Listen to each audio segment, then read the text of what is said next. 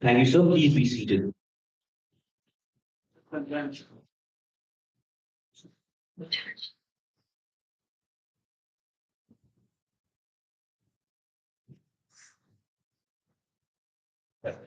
It's time to commence the discussion session in which our reverend dignitaries will discuss the topic marketing and branding strategy. The discussion will revolve around importance of understanding consumer behavior, Leveraging digital platforms, the power of storytelling, building brand authenticity, integrating traditional and digital marketing, measuring marketing effectiveness, nurturing customer relationship. and adapting to evolving consumer trends. The discussion will be for 60 minutes, followed by a 30-minute Q&A session from the students. Now, to moderate the session, I would like to invite an eminent professional who has more than 8 years of corporate experience in different managerial capacities and subsequently more than 19 years of academic experience in teaching as well as training of sales plus marketing. So believes in the end-to-end solution of development delivery and achieving excellent employment success of students by working closely with the industry. He holds a PhD, MSc degree from Presidency College, Kolkata, and MBA from the Indian Institute of Social Welfare and Business Management. So has expertise in handling sales and distribution, CRM, and business development. He has also been certified by Harvard University in Innovation in Healthcare. With a huge round of applause, let us welcome Dr. Riddhiman Mukhopadhyay, Assistant Director, Marketing, Everything, and Consulting, to moderate and take the hand.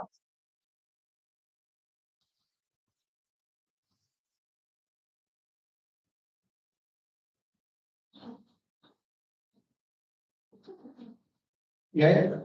Shall Thank you so much. I think a club should go for the anchors who have done the anchorship.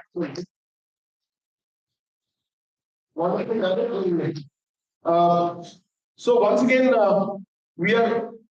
we means Omnikart. So sometimes certain events get so close to your heart that you tend to personalize the event. So once again, we are in the campus, because if you see the transition of Omnikart, it started off, I believe some of our dignitaries will share certain memories of Omnikart on stage and off stage, right? So when it went all into the COVID, right, we had the online programming of Omnikart. So we are once again back to the campus. So it's really feeling great, but simultaneously a bit of anxiety as a moderator, because the panel is very heavy on my right side, right? So I have seen a lot of students. They have picked up their exercise books and pens, and I'm sure you will appropriately capture all the insights which will be delivered by our esteemed panelists, right? So I think we have exactly started on time, so we will be finishing it off by 1 o'clock, and maybe 30 minutes you can extend for question and answers. Right, so all in the privilege of the students, and I am very thankful to my esteemed panelists. So I've given me a very good idea how to reorganize this entire discussion, and mostly in favor of the students. So the idea we mean by the students, for the students, of the students, right? Just like Abraham Lincoln made it for US, right? So we mostly will discuss on the different insightful part, and please remember, the main theme of this conference, it's innovation in FMCG, and this will going to center around a couple of sub-pointers which I will going to rotate. I can take a kind of a locational going from the farthest of the panelists to the proximal panelists. So the first pointer, obviously, it all starts from who is the king? Customer is the king, right? Although we have got a lot of counter opinions nowadays coming, myself. Customer is not the king, right? But yes, so customer is the king. So let us understand. So I would request all the panelists. So share your viewpoints and what I think my sir has very appropriately advised this particular pointer, where obviously the panelists will going to capture their observations through their experiences. And let me tell you, it's not about their experiences, current organization, but your previous experiences. Especially, we would request you to stay restricted within the FMCG space, because I know you have got some of you have got experiences in wider other fields as well. But requesting you to keep yourself within FMCG framework and share your experiences, how you have captured the various insights, previously obviously traditionally offline and trendy online, in understanding what your customers are looking at, what they're aspiring for, what they want, or do you believe that you have gone out of the curve, you have stayed out of the curve in creating something which you have been confident enough that your customers must and must prefer? So all of the students are new, so they are currently all told that companies have to be market driven, right? Concepts also where companies actually drive the market. So starting from Vivekananda sir.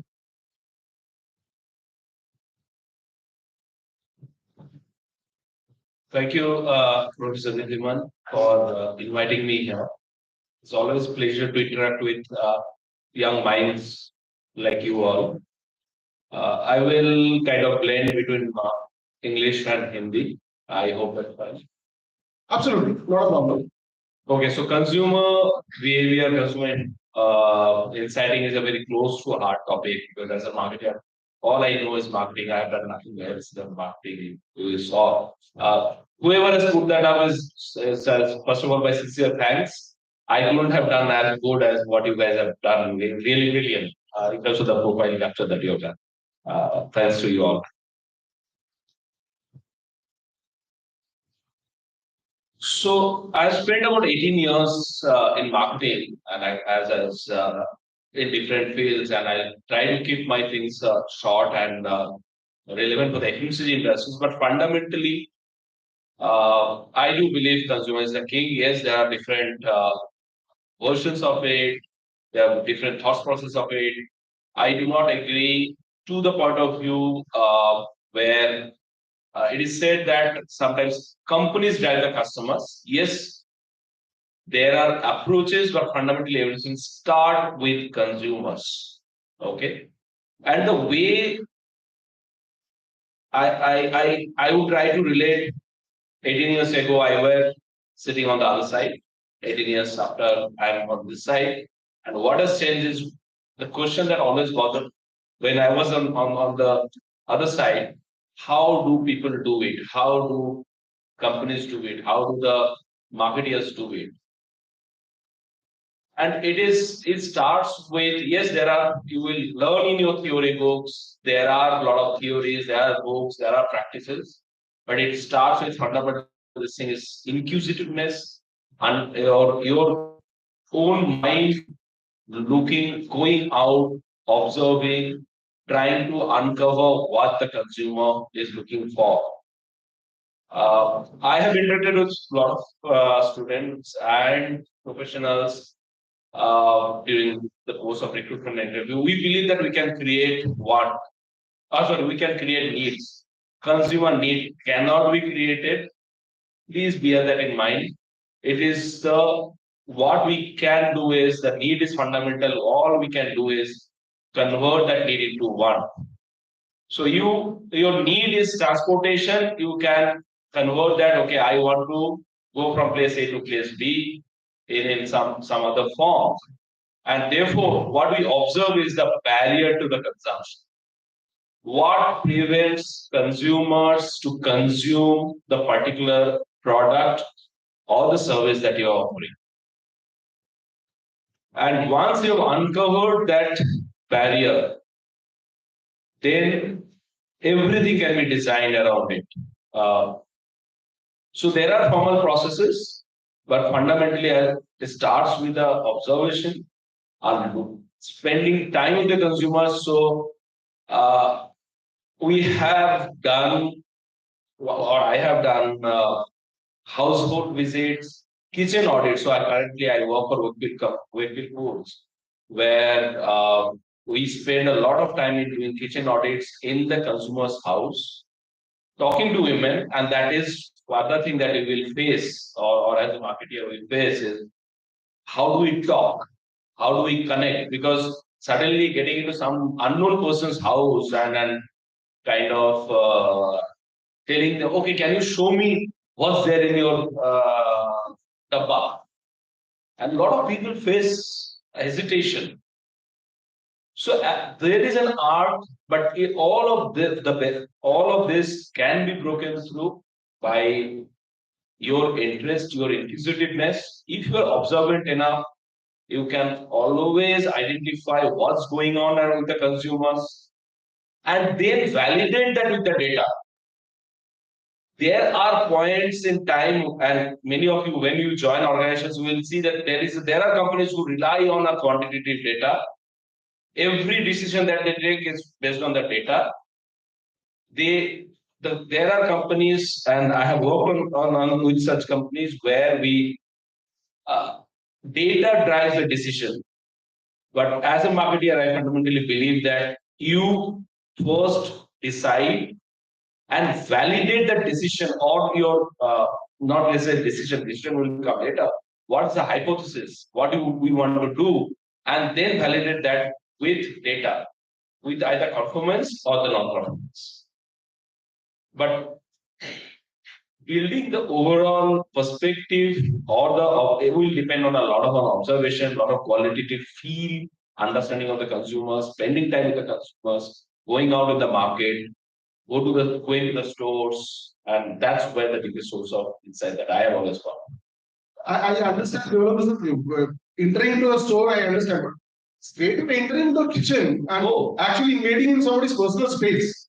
I think that's something which is. But how do find the response out from there? How it is being taken in a very conservative, in general, a conservative approach in terms of Indian consumers. So I have done consumer interaction in most conservative households, both Hindu as well as Muslim.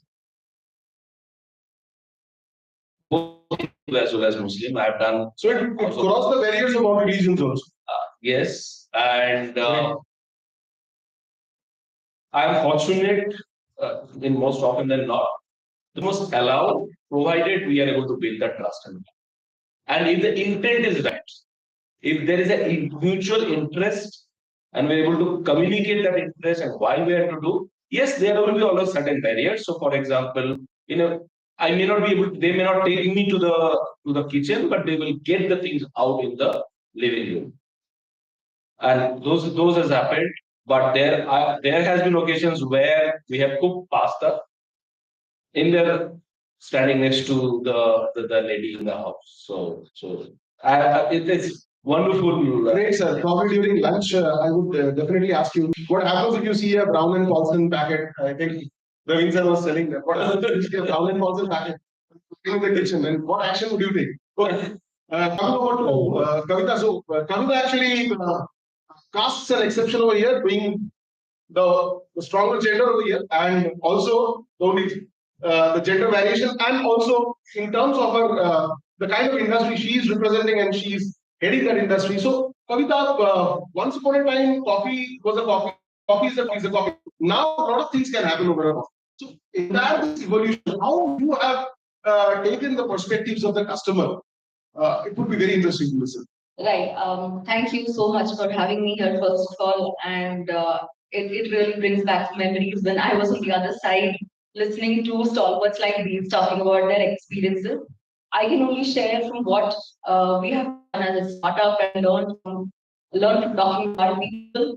Coffee as a category is most talked about. People love to talk about coffee, and that's good for us because they like to talk to us too, right? But when I started Relish, I knew the product, I knew how to make it, but I needed to understand if people would be willing to part their money and buy my product, right? Getting a customer to actually spend money and buy from you is an extremely tough exercise. You really understand the value of somebody else's money, right? And if I need to understand, would they like my product? Would they understand? See, liquid coffee is a concept which is fairly new. Everyone knows instant coffee powder. That's what we've grown up drinking. But what is liquid coffee? Coffee liquid bhi hota hai is a fact which most of the consumers were not aware of. Now, if I have Right now, it's I think most of them are familiar because they check onto the shelf space of the groceries. I'm sure about it. So even now, fairly, even liquid coffee is something that many people don't know what it is, and they don't know that that's actually the original form of coffee. So we had a challenge that we have to introduce a concept which people didn't even know about, right? Now, if I have to go and talk to customers to understand, I mean, most of us would have been on the other side when we go to a mall and somebody brings says, in 2 minutes I want to talk to, we just chase them off and we say, "Nahi, mujhe time nahi hai." Right? Even though we have time, we will say, "Mujhe time nahi hai." Now, I did that too. I took a form and I chased people around and tried to get them to talk to me. They were not going to talk to me. And we had to figure out another way to talk because only when you have actual conversations would you understand what people think about your product. If you take a list of questions, they will only give you automated responses which may not help you. So what we did is we started actually setting up a coffee kiosk and started serving free coffee. We would tell people, come on, you're serving some free coffee. Why don't you just have fresh coffee? It's better than your store-bought coffee. Just enjoy it. We're giving it free And anyway. anything free in India, you know, people bounce. Nobody says no to a free coffee, right? And the best part is when you serve a hot beverage, you can't just gulp it down and run away. The customer has to stand there and drink it. And that is when you would actually have a conversation with them. You would ask them, can you tell me a little bit about yourself? How do you like this? What do you drink at home? Do you drink tea or coffee? And not with a paper question in your hand. Because when you have that, you start thinking you have a different intent in your mind. You keep the paper away, you keep the board away, you have the conversation. Very important to retain that information. And after the conversation is over, you go and note it down. You have to write it down because then is when you start to find patterns between everybody's behavior. You talk to 50 people, you start finding patterns. But you can't do it in front of people because it just takes the essence of communication away. And me and my other two co-founders, I can't tell you the value of an actual conversation with the customer, no matter how much digital you do. I mean, we do a lot of digital, we do a lot of information gathering on digital because coffee consumers are also active very digitally. But what answers and what behaviors you will find through a digital survey, you will find something very different when you speak to them. And honestly, when you speak to people, you understand what do they actually look for in a product, what do they buy, where would they buy, what would drive them, maybe switch to your brand. A good conversation is a difficult skill. It's not something that everybody can muster up. It's an art which you have to learn. You have to understand that you ask a question the right way without offending somebody. You have to make conversation without intruding into somebody's personal life and time. It's not something that everybody does, but it's important to find people in your team who know how to do that. Train them, groom them, so that they can do for you at scale. Because this is tough to do at scale, but conversations are the best way to get insights on consumers. Some of the great insights are coming up, and let's move on to myself. Myself, when I will be a bit specific when I land this question to you. When I see things like pasta or pizza toppings gradually encroaching into the table space, Indian table space, Indian breakfast table space, or even for that matter, lunch table space, right? Mostly I conceive it, I may be wrong, sir. Please correct me if I'm wrong. I see it actually driving the market rather than getting driven by the market. Because Indians, hardly if I talk of mayonnaise, way back in my college days when I first got introduced to mayonnaise, it was fabulous, but there was no familiarity of mayonnaise in that kind of a Indian culture. So how do you see it, sir? Thanks. Firstly, good to see about 700, 800 people here. So the warmth and the energy, but energy is a little lacking. My God. Energy is a little lacking. So I see a lot. and how is the journey? Good. Some smiles. There are young turks. I should smile. Okay, I'll come to your pizza and mayonnaise question. But as kids, one thing you wanted to do was what? Grow. Have fun, grow. But as kids, growth was what? Growing taller, growing smarter, as Horlicks used to say, taller, smarter, or whatever it is. So growth is indeed a tonic. And I'm using the word tonic because it's something makes you grow. So the topic of this Omnikart season 6, as the doctor had crafted it, was about trying to grow the FMCG business. So just to tell you, as growth is growing taller and sharper and smarter for kids, for a business, growth has three pehlu or three things. One is what happens if you grow in 1 month, 1 quarter, and decline in the next month? Is that good growth? No, that's not consistent. Growth has to be consistent. It's like एक match में चौका था, चार match में 0 पे out हो गया, it's good. So you have to perform consistently. So growth has to be consistent. So as a business person, when you get into an organization, you have to think ahead of the curve, saying that sir, business को हर quarter हर grow करूँगा. Those thought processes have to be there. So consistent growth. The second is, are you in business for charity?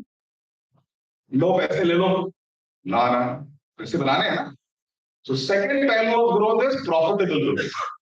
पैसा नहीं बनेगा, कुछ नहीं. So what you say is revenue is vanity. Vanity तुम देखते हो ना? Revenue is vanity. Profit is sanity. Cash is reality. Okay? Businesses work for cash. So cash is sales. So like, I'm not talking like a marketer. I'm talking a business person. तो sales का बोलेगा revenue लेके आओ, marketer बोलेगा margins लेके आओ, CEO will say cash से जिंदा होता है. Okay, so very important, cash is king. So one is consistent growth, second is profitable growth where cash comes in, and third is what if you grow at let's say 14% or 10% and industry is growing at 25%? Is that good growth? No. You're growing behind the industry. So your growth has to be competitive, means ahead of the industry. अगर सब्जी का pasta 25% में grow हो रहा है तो मेरा pasta 50 में तो ग्रो होना चाहिए ना. तो पता आएगा ना. तो मैं सब्जी को बोलूंगा भाई देखो, we are one up over you. By the way, he's growing very well, but that is competitive growth. The third angle is competitive growth. So that's what it is in FMCG industry. Simple. So one important element before we talk about marketing is distribution. FMCG में आपका माल जितने outlet में है और कितना दबा के आप डालोगे उतना अच्छा, और उसको अच्छा एग्जीक्यूट करना है. So winning is not what you do in the office. Office is an ivory tower where people have to get out, roll their sleeves, get into the market, and action happens in the market. Okay, action happens in the market. Because how you execute in one corner of the country is where the consumer and the customer sees. There's a difference between consumer and a customer, by the way. You should know that. So the consumer and the customer sees it very, very different. What you do it in the office hardly matters. So 1% strategy, जो सरजी बोलते हैं ना strategy, but 99% is execution, guys. 99. That's what people don't teach you in these schools. You learn it when you get to the markets. So now coming to what sir spoke, yes, habits are changing. I mean, if you look at what was on my dining table maybe 10, 20 years back, it's changed, but essence of the thali remains still. My thali has not changed. But I innovate mostly, probably, or consumers innovate mostly breakfast, sometimes in between meals, but the main meals are more or less the same. So let me give you a perspective. Now, if I can take a couple of more minutes, I will try to give you an example of successful innovation in my career, and I'm talking real life, and unsuccessful innovation where I goofed up. Okay. She talked about coffee, so what better than tea? Okay. So tea, typically, how tea is consumed in India very differently from the rest of the world. Doodh dalo, masala dalo, sab kuch dalo, aur baad mein chai piyo. So in Unilever, who knows tea better than two companies, Tata and Unilever? So we said, let's see how consumers consume tea. One, we figured out that they put all the goddamn masala and have it. So we had a very great brand called Red Label. It's still one of the big brands. And we said, innovation is what? Innovation is about either getting new consumers or getting new occasions where the same consumer will consume more, or premiumizing, getting more money from the consumer's wallet. Okay? So let's say Red Label chai, hypothesis, ki 1000 rupiya per kilo bikta hai. sells at 1,000 rupees a kilo. So if you do an innovation, should you not take more out of the consumer's wallet? You should. 1,500 तो बनता ही है, at least 20-30% तो ज़्यादा बनता ही है. So how can you take more money out of the consumer's wallet by giving a relevant innovation? So we said she adds masala, all that thing she adds. So let's do red label natural care, where you add all the masala and give a great story, saying that by doing this, your immunity goes up. Great story, but proven by science, Ayurveda. See, it has got ashwagandha, muleti, blah, blah, blah. So your immunity goes up. Consumers start paying for it. She never added, now she stopped adding all the at home. She got a free masala chai, and now then everybody copied it, Bakri copied it, and so on and so. So this is about innovations by getting under the skin of the consumer and making her pay more, and she was actually willing to pay more. So typically, innovations are less than 3-4% of your revenue when you are a scaled organization. So this was for the first time a double digit of our TIVO value sales in first 3 years of its inception. So it was a very successful innovation. Just to tell you, only 1% of innovations are successful in Indian FMCG industry. 1% as per ACDs. 99% fail, especially more so in the beverage industry. I'll give you another example where I goofed up. And very few people have courage to come on stage and say, this is where you goofed up. You need to learn from that. No, the biggest FMCG brand everybody knows is 2-minute noodles. I don't want to name it. Okay. So we had, we had a brand called NOR. We have a brand called NOR. I mean, I'm no longer in Unilever. It is market leader over Maggi in Pakistan, neighboring country, in the noodles market. We said, let's now take Maggi on in noodles. It was about $1 billion category there in India. So let's take it on. And fortunately, at that time, the controversy had not happened long time back. So we said, what does NOR stand for? It stands for soup. Let's probably give a soupy noodle to the consumers. We went to the consumers. Consumers said, great idea. Soup ki sehat or noodles ka taste. Good combination of taste and health. We goofed up. Where did we goof up? In the make. Because typically when making a noodle, she doesn't refer the back of the pack. Typically, she adds 1.5 cup of water when she makes the noodles. For our noodles, she needed to add 3 cups of water. Isme soup banega. No consumer read it. She added 1.5 cups the way she was making her Maggi, and this NOR noodle became itna sa noodle without the soup.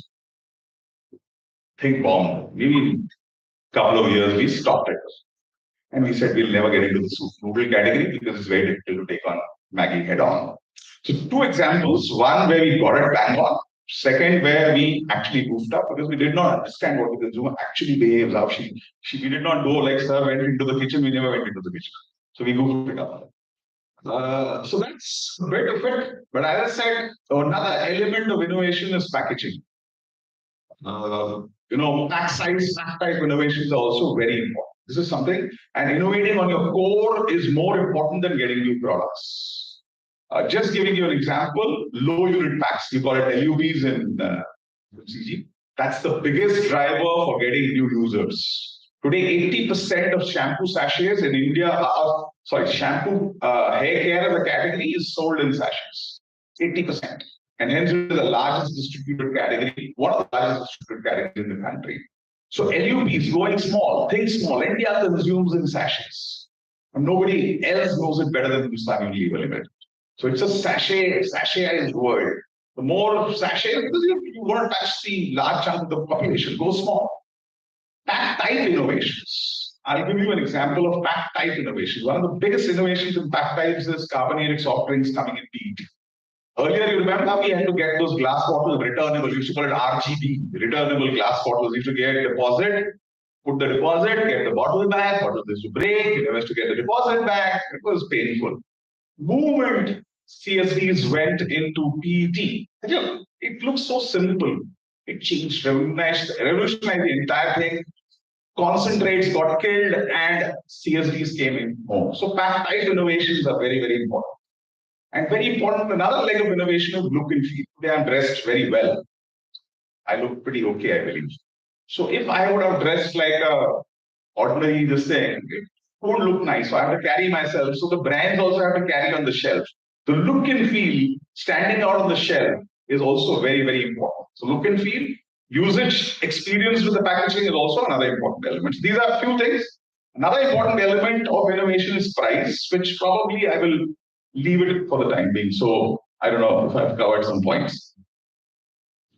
Great, sir. I think the marketing class has already started. So starting from need want. The first, G. Praveen sir will agree, the first class is actually need and want, which I think Vimal sir has already spoken. And then customer centricity, how you go and talk to the customer. And then getting into very two distinct case studies, most valuable case studies. So we will come into another dimension where we have a gentleman who has worked in diverse industry, one a very very shuttle industry like dairy, and then coming into an industry which is having a longer business cycles. And Rajesh sir, this time I would just like you to harp on a few lines on the institutional buying behavior as well, along with consumer buying behavior. Consumer buying, I would request you to bring about your some snippet of experience in dairy industry and with your current organization, certain snippets from the organization, especially the audience.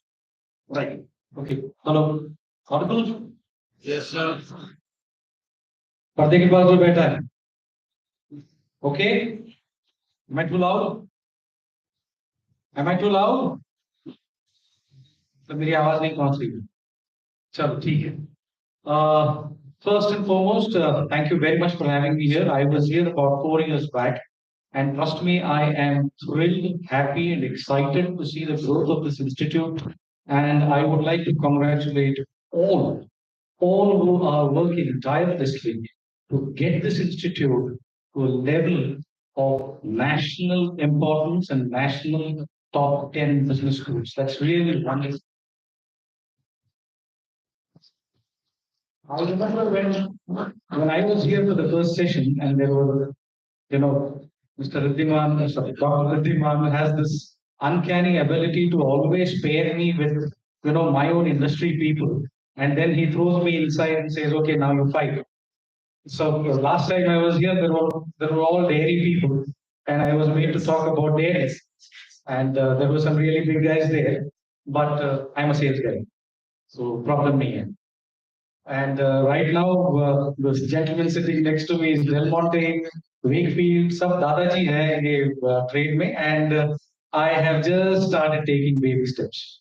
So one observation that I would like to make: the total experience is 30 years. It is not 40 years. If it was 40, I would have been 60.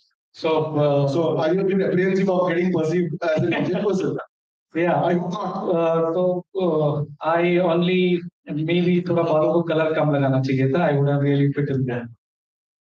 Now going by the experiences that I have had and this wonderful interaction that we are having, I am given to understand that you people have embarked upon this journey to study business management and to understand the nitty-gritties of business management.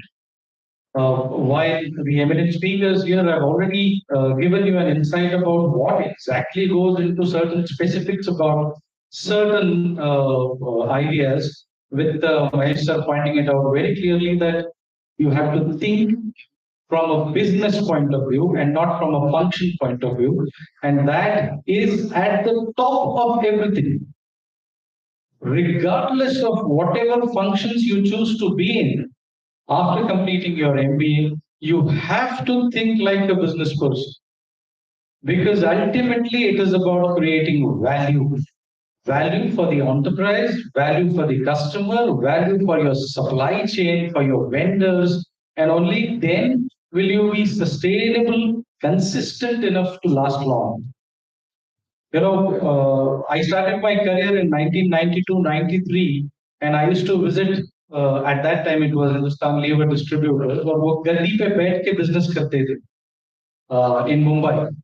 And these were businesses which were like, at that time, 93, 94, they were 50-year-old, 40-year-old businesses working only with Hindustan Lever Limited. Imagine it. the distributor not going to any other company at that time. It was P&G and it was all of those big guys getting into India in 1993, and these people did not move. These people stuck with Hindustan Lever Limited for the simple reason because there was value generation that was happening right through the chain. And regardless of whether you are a Hindustan Lever or not, whether you are maybe a coffee entrepreneur or someone like me who's a Regal Farm Fresh who's into preparatory foods, if you observe and inculcate those principles of business, I can tell you with experience that 99% of the times you will not fail. The only thing is, my observation in the current scenario is, अभी chase करना शुरू नहीं किया, and suddenly people start looking at going for the bullseye. Don't be in a hurry. No business is ever in a hurry. It is the individuals who are in a hurry, and that is where mistakes happen. So that is just one thing that I would say. Just like your MBA course, which is for about 2 years, you don't want to attempt your final year examination paper today, do you? Right? So take it in its stride. It's the same thing with the business. You just have to be intuitive. You have to be excited about the whole enterprise, whatever it is. It could be your education, it could be your business, whatever it is. Now, coming to Dr. Saab's question, Regal Farm Fresh Private Limited is actually a B2B company which is involved into the processing of fruits and vegetables into aseptic and frozen categories. This is primarily a B2B company. Now, I am a B2C guy, right? I've spent 30 years doing B2C. So, although the designation says President Consumer Products, I'm handling the B2B part also. I'm handling the contract manufacturing part also and the B2C also. So I will quickly take all these things. In the B2B segment, it is generally the traders that we deal with for aseptic packaging. When you're talking to traders, it is your price and product fitment, nothing else. Correct? So, as Mahesh rightly pointed out, do you want to go for revenue? Or do you want to go for profit? Or do you want to go for cash? A B2B business with a trader is completely driven by these three factors. What is your organization in need of at that moment? Revenue, profit, or cash? If it is cash, you don't look at price. If it is revenue, you just want that deal, but you are, slightly okay, I will not earn much. If it is profit, generally you will not go the trader way. Second is the contract manufacturing part, which we are doing now with Mother Dairy and a couple of more clients. The contract manufacturing is a place where you have capacities, you have quality processes built in, you have the required manpower who understands the client's requirement. Now, this is the key. Like, for example, we are talking to a Japanese client who has a certain tomato recipe, which he's patented, which he obviously wants to, go manufacture with us. Now, if I do not have a production manager or a commercial manager who understands the nitty-gritties of this recipe, we won't be able to be competitive and we won't be able to give the proper price. So contract manufacturing has to have these three things. Of course, plant, equipment, machinery, all those things are prerequisites, right? This is a given. The important thing is you should have these three: capacity, understanding of the client's requirement, which is key, and obviously quality. And when I say quality, which means there are audit processes. Each individual client has individual audit processes. Now you guys will say, "हम तो MBA कर रहे हैं यार, हमारे लिए क्या है?" This does not interest us. You will be surprised. You will be surprised. As the project coordinator or as the B2B salesperson, even if you're not a food technologist or you're not an engineer, the first interaction is going to happen with you. And only after that it will go to the factory. Only after that it will go to everything else. So what does that mean? It means that you've got to be aware and informed at all times about your organization's capabilities, processes, and everything else. So unlike earlier people used to say, when I started my sales, people used to say, once a sales guy, always a sales guy. कोई tension नहीं. Product दिया हाथ में जाकर के बेचना है. No sir.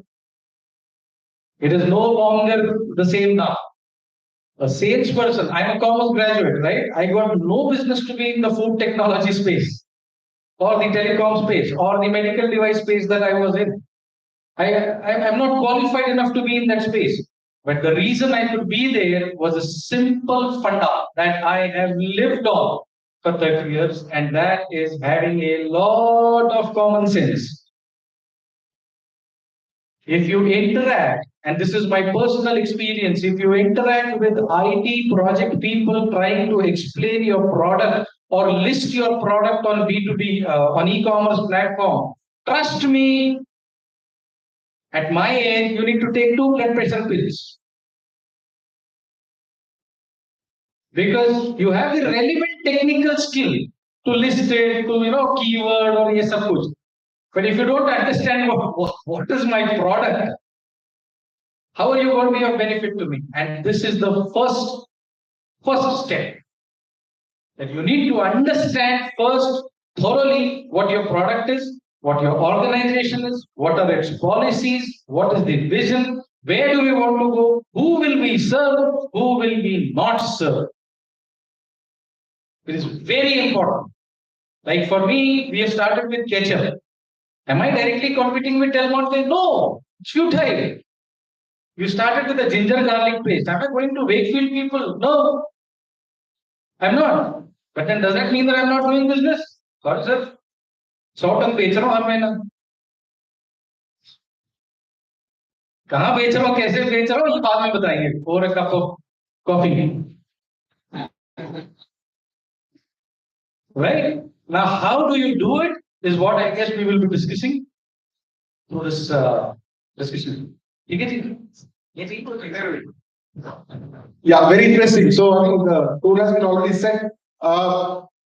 Slightly, we are probably going up it after the time, but nevertheless, it's till the time the entire discussion is brewing up to be very, very interesting. So the next pointer is also very, very interesting in terms of how do you showcase your brand. And here we have got a theme of storytelling. So I think, and I'm sure about the kind of products all these eminent panelists they are handling at their capacity of being from a very, very senior leadership position. It's absolutely, they have all the brands they're handling has got a story to tell. If I talk of Wakefield also, Travish also, Del Monte also, Regal Farm Fresh, everybody has got a story to tell. So how they are trying to script that story and trying to make that their brand relevant to their target audience. So let us understand. Sir.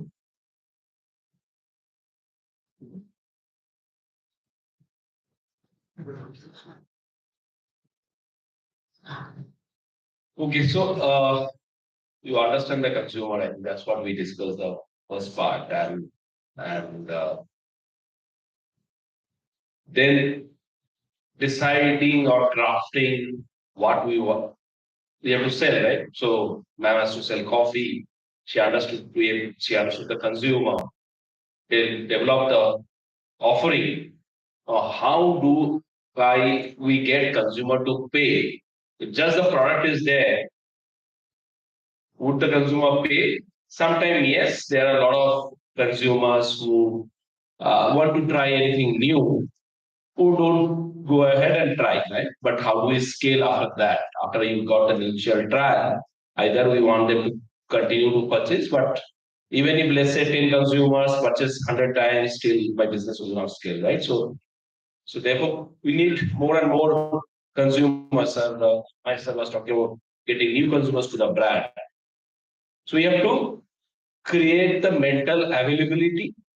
So myself also spoke about distribution, which is the physical availability, and physical availability is there, but mental availability is also important. So why would consumer remember? I can bombard consumers with a lot of ads. But can I ask, what are the brands? If I say brands, which all come to your mind? Some names? Can you just throw? Sorry, can you have a little louder? Sorry. Nestle. Okay, Nestle is a company. When I'm saying brands, I spoke about Horlicks, taller, sharper. Nykaa. Somebody said Nykaa. Okay, what else? Dabur. Dabur is a company. I'm talking about brand. HLL company. Lenskart. Okay. Board. Okay, so interesting. So everybody, all of you know board. You know what about board? What is board? Just 1%, please. If you everybody says they know. What is board?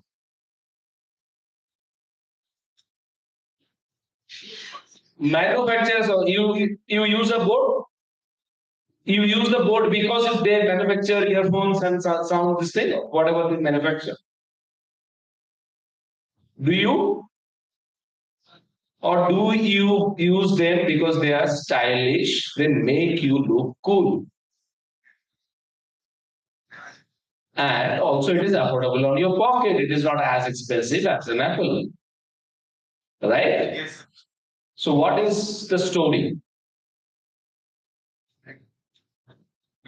So when you are defining the brand or the product, you define from these aspects. And this is how the stories get created. This is what consumers buy into. Consumers do not buy into the product.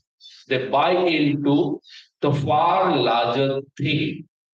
And that is far beyond the product.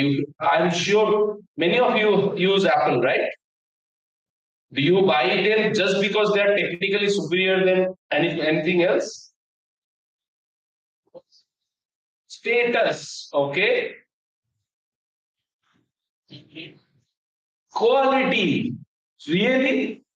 You stand on the queue when they launch new iPhone, you stand in the queue because it's the best phone. You stand in the queue because either to yourself you want to tell that I am different, or to the world you want to say that I am different.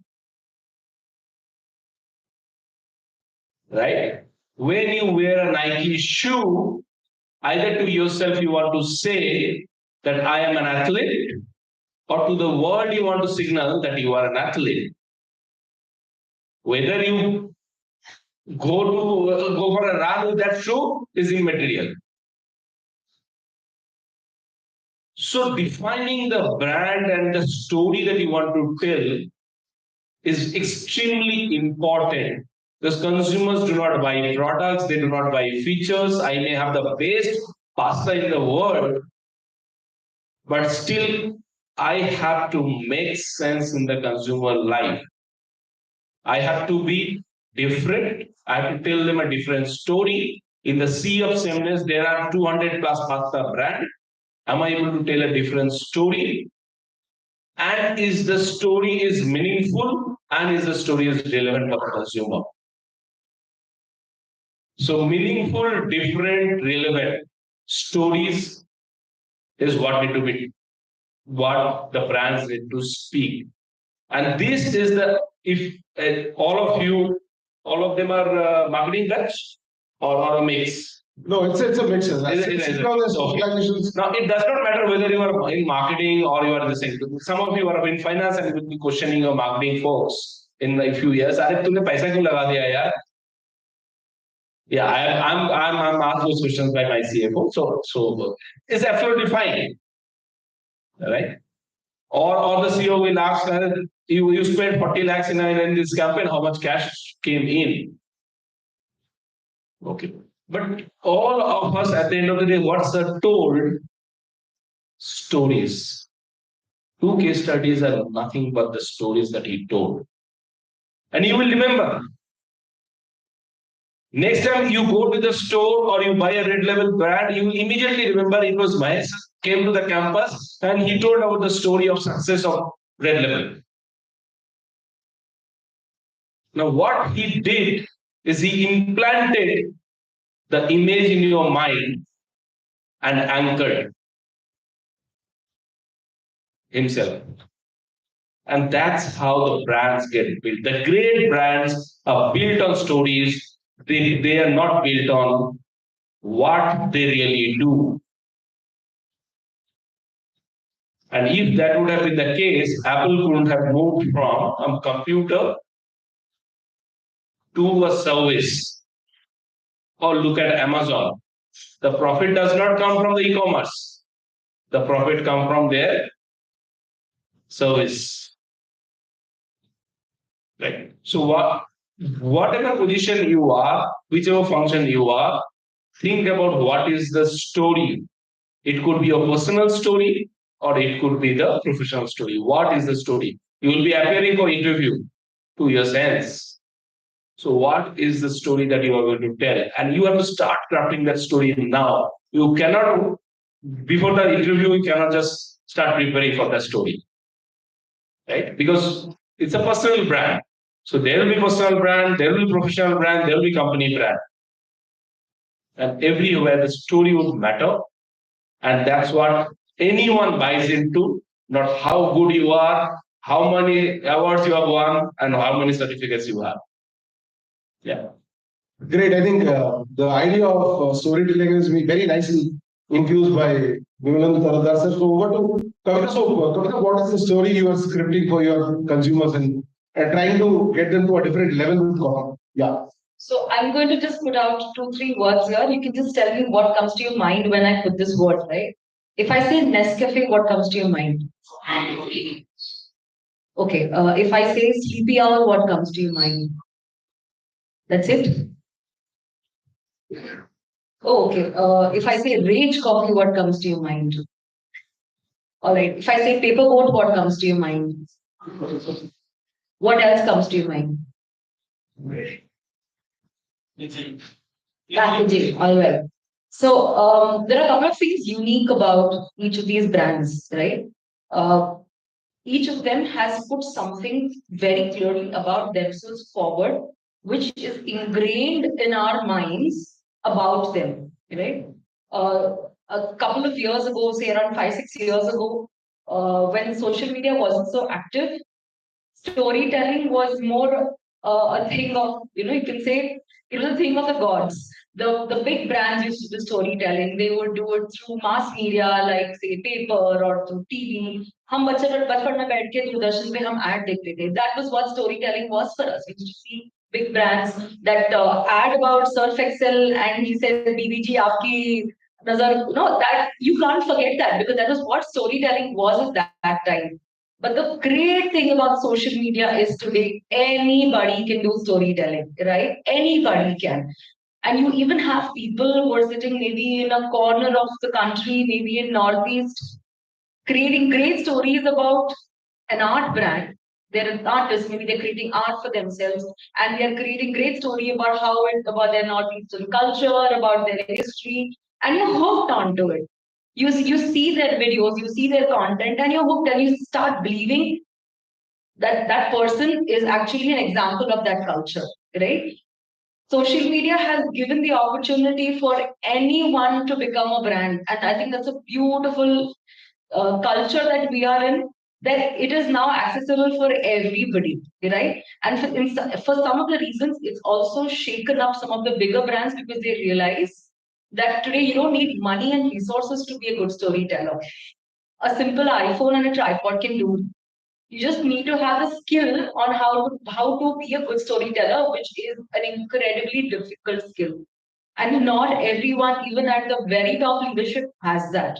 And we know it, right? Because reels सभी बनाते हैं, हम सबके reels नहीं देखते हैं, right? There are some people who we see because their content really hooks onto a piece of emotion which sticks with us, right? Nescafe has a beautiful story which says you have a cup of coffee, then you get inspired to do something. पढ़ाई करनी है, you want to chase your dream, you're tired, you don't know, you have a cup of coffee, you chase your inspiration. right? They sell inspiration to you. For example, Bruce sells strength. Bruce says, strongest coffee ever. You have this, you will feel extremely energetic. 10 बार जाके बीवी के bags आप ऊपर से ही छुड़ा के लाते हो. That is story where they're saying, I'm selling strength, right? Sleepy Owl sells function, says, I'm cool. I'm giving you stuff which is simple and easy. Everybody has a pitch, a hook, and that is what we have to identify. And it's getting increasingly difficult to do so because so many brands are out there, so much information is out there. Everybody has a picture of hook. How do you find a voice in all of this, which is unique, which is unheard? That is the toughest job for any brand. And I'll tell you, even today as Trellis, we haven't hit that spot. I haven't figured out exactly how to create that voice such that anybody, if I say this is Trellis, they'll say, okay, I know this, and this is what it stands for.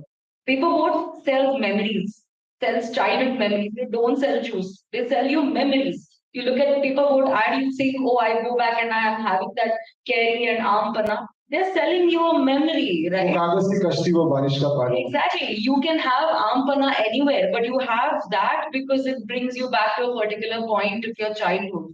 You're not selling a product. You're selling an experience. You're selling a feeling.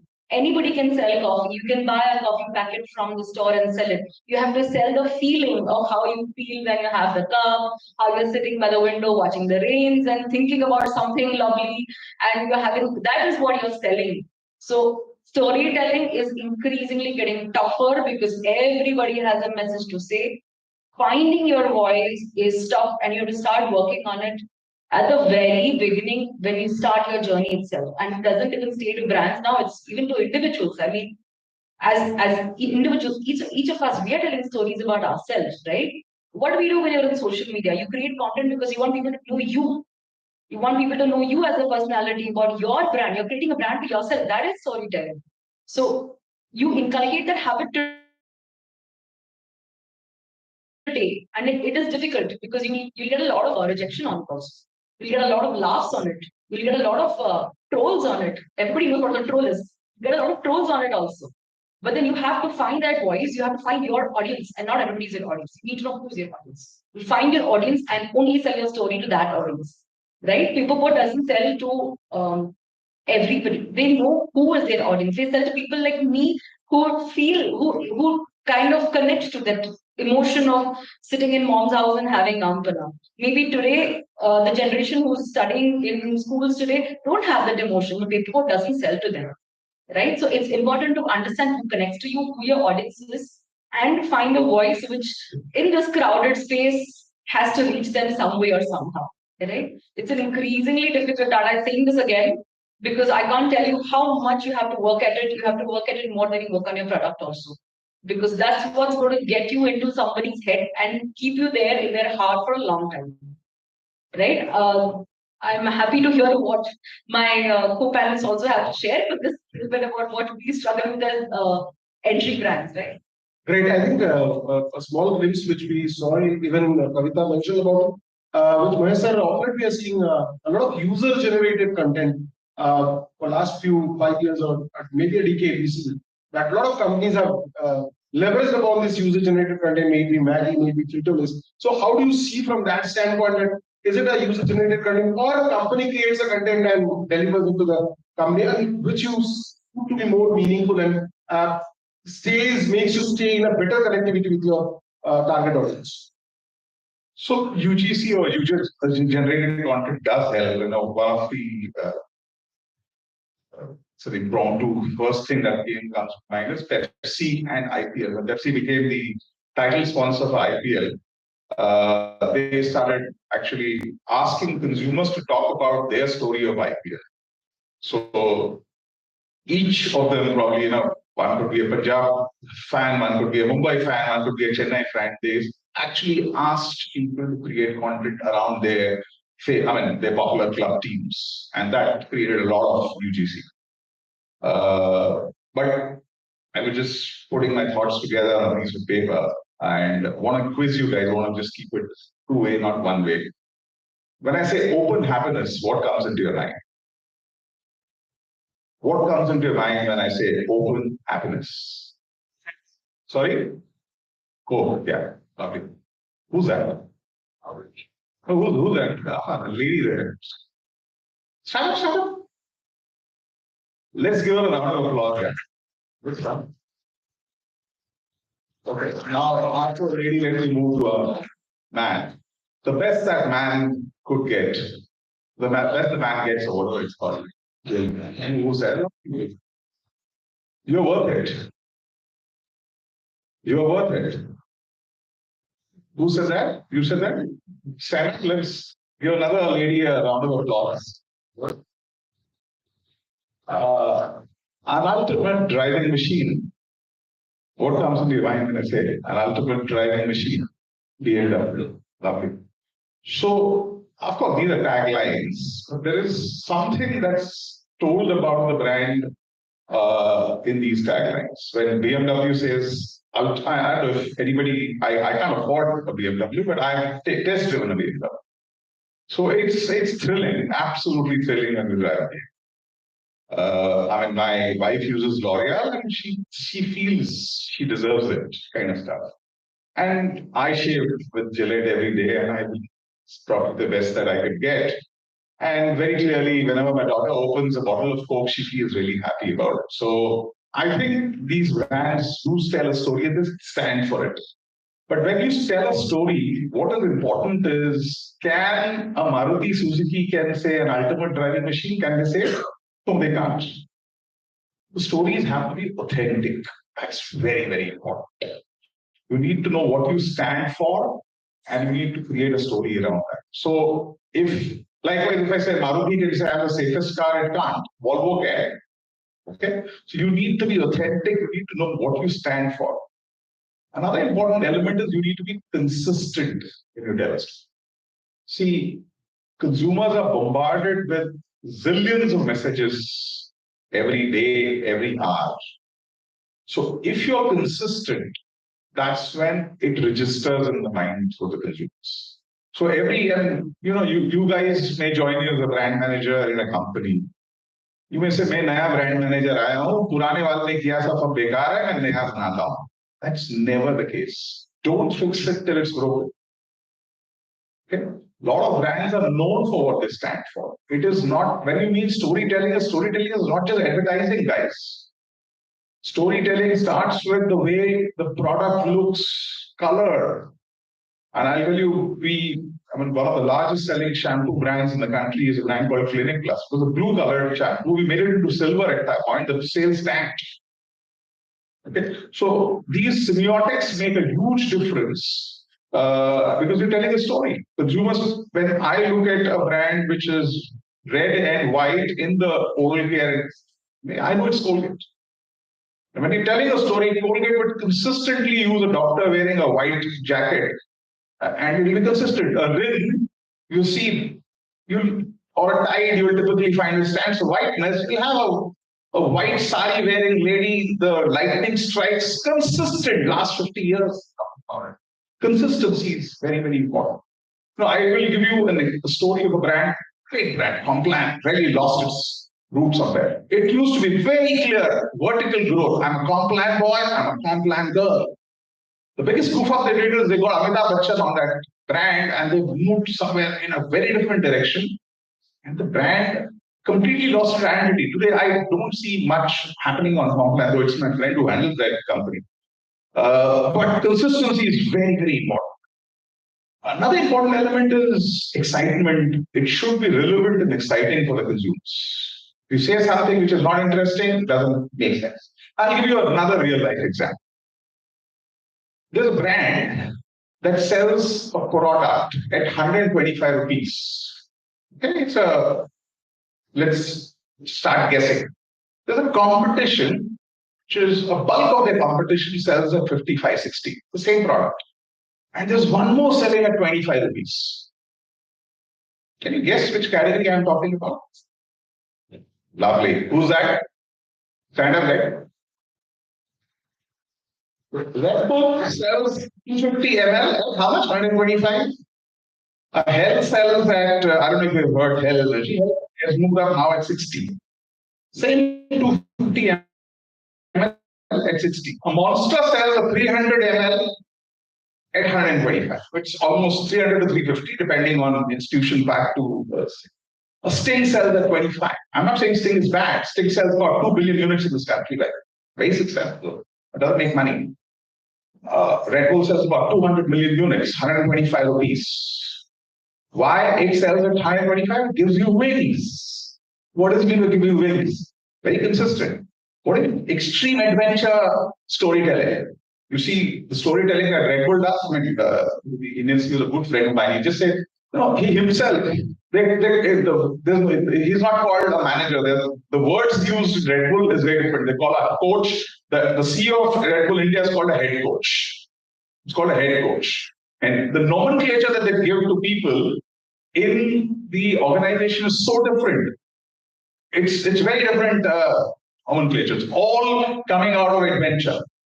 So classic example that you can get 5x the money from the consumer's wallet. As its Sting is 25, Red Bull is 125. You can get 5x, same product. Caffeine, taurine, same, kuch ki difference. But 5x, provided you are good in storytelling. I would probably end it so that others could also speak, but that's very important. But another important element we miss in storytelling is what are the assets you own. See, the simplest thing is a 30-second ad, banao, paisa, barbaad karo, go on television. It is not necessary that brands are built to advertising. It is not necessary brands are built to advertising. You could use packaging as a very important asset to talk to your consumers. It's called packotizing. I would have coined that. Like social media is another owned asset of yours. You could use that very well because I mean, I can empathize with her that she won't have big bucks unless she gets funded big time the day I go and splurge the money. Sleepy Owl does because they must be burning cash ahead. But you don't have money every time. And I coming from Unilever to a Del Monte, the amount of money that I have to spend in Unilever, the money I have to spend in Carlsberg, I don't get to spend that money. So you have to think of smarter ways how you can still communicate at the point of sale or at the point of consumption. I used to work in the beer industry, very exciting industry. So in the beer industry, you literally are marketing with your hands tied because you can't really communicate. But we used to do smart ways of communication on Tuborg and Carlsberg. But it's the point of consumption. When the consumer sits in a bar or a pub, sitting for about half an hour, 1 hour, that's where you activate and through experience you communicate with the consumer. That's areas where you can communicate. So brands which have money will spend a lot of money on television, do 360. Brands who don't have money, you have to figure out one area and overcommit to that area. What is strategy? Strategy is all about overcommitting to one thing and sacrificing the rest. That's strategy. You go heavy. आपके पास 100 रुपया है, सब पे मैं खर्चा करो. Take one, go boom on that. That's how strategy is all about. So small brands may have an authentic story, but you don't have money. Still, you don't amplify it. It's like, if I wink at a girl in the dark, does she know I winked at her? So you may have a great story, but you've not communicated to your consumer. It's useless. There are challenges sometimes you don't have money to communicate. So then you find smarter ways to communicate. Okay, thanks. That's great. I think that the message which you have given, Master, is one is how can a storytelling catapults your brand and where you can charge premium. That is the message which I got. And stay very, very focused. So coming back to Rajesh sir, now if I shy away from consumers and getting into the space of, let's say, contract manufacturer, your corporate clients, the HoReCa segment, the scripting of the story has to be different. At least more of has to be based on rational planning rather than certain emotional planning examples which has been given by Mr. Kavita or myself. Yeah, see, I really don't know why you're asking me questions on HoReCa, but okay, no problems. Because I'm a B2C guy, yeah. So institutions and HoReCa pata nahi. But aisa nahi. I was just kidding. Institutions and HoReCa, as rightly said, it is actually working on the same platform. The communication is actually working with the same kind of intensity that is working on the B2C section. However, the products that we are offering to the HoReCa segment, the application with the HoReCa segment is slightly different. largely because they are going to be in bulk packs. So there are many companies which actually have differential products for different categories. So for B2C categories, they will have a certain quality product. And for Horeca categories, they will have a certain lower quality product, if I may say so, because they got to fit into the price band. Now, the entire thing is, how is it that you convince your Horeca consumer or your institutional buyer? With institutional buyers, generally, there's no mismatch in quality. Generally, it doesn't happen. In our case, we just don't have any other quality, so it is just one quality. But there are companies who do that. With Horeca, as Wakefield people do it, and they do it on a very larger platform, getting into the kitchen. So what he mentioned was the domestic part. In Horeca, you actually get into the caterer, the hotel, the restaurant, the pantry of that institute, of that establishment. Sorry. Now, while I was with, let me go back one company. While I was with Govind Milk and Milk Products, right? A very everyday product like milk. But we actually had to fight it out to convince the hotel or the restaurant or the caterer to only choose our product, our Govind milk, over all the others, over Amul for that matter. And this was primarily the differentiating factor are three. One, obviously, the availability and freshness. I'm talking about milk as a category. It differs from product to product. So availability and freshness of the product. Second, most important, is the sourcing of the product. In an agricultural product or a commodity, most important is the sourcing. I'll give a classic example. There is a company that sells tomato paste. Okay? But the tomatoes are sourced from South India, Kolar. Sir was asking me, he was kind enough, he was asking me what is the color value that you get for your tomato paste. South India, you will generally end up with a color value of not more than 1.9, averaged out. But in NAAC, you will generally end up with a color value of 2.2. Correct? Tomato paste is tomato paste. For a B2B buyer, 2.2 or a 1.9 is only a price difference.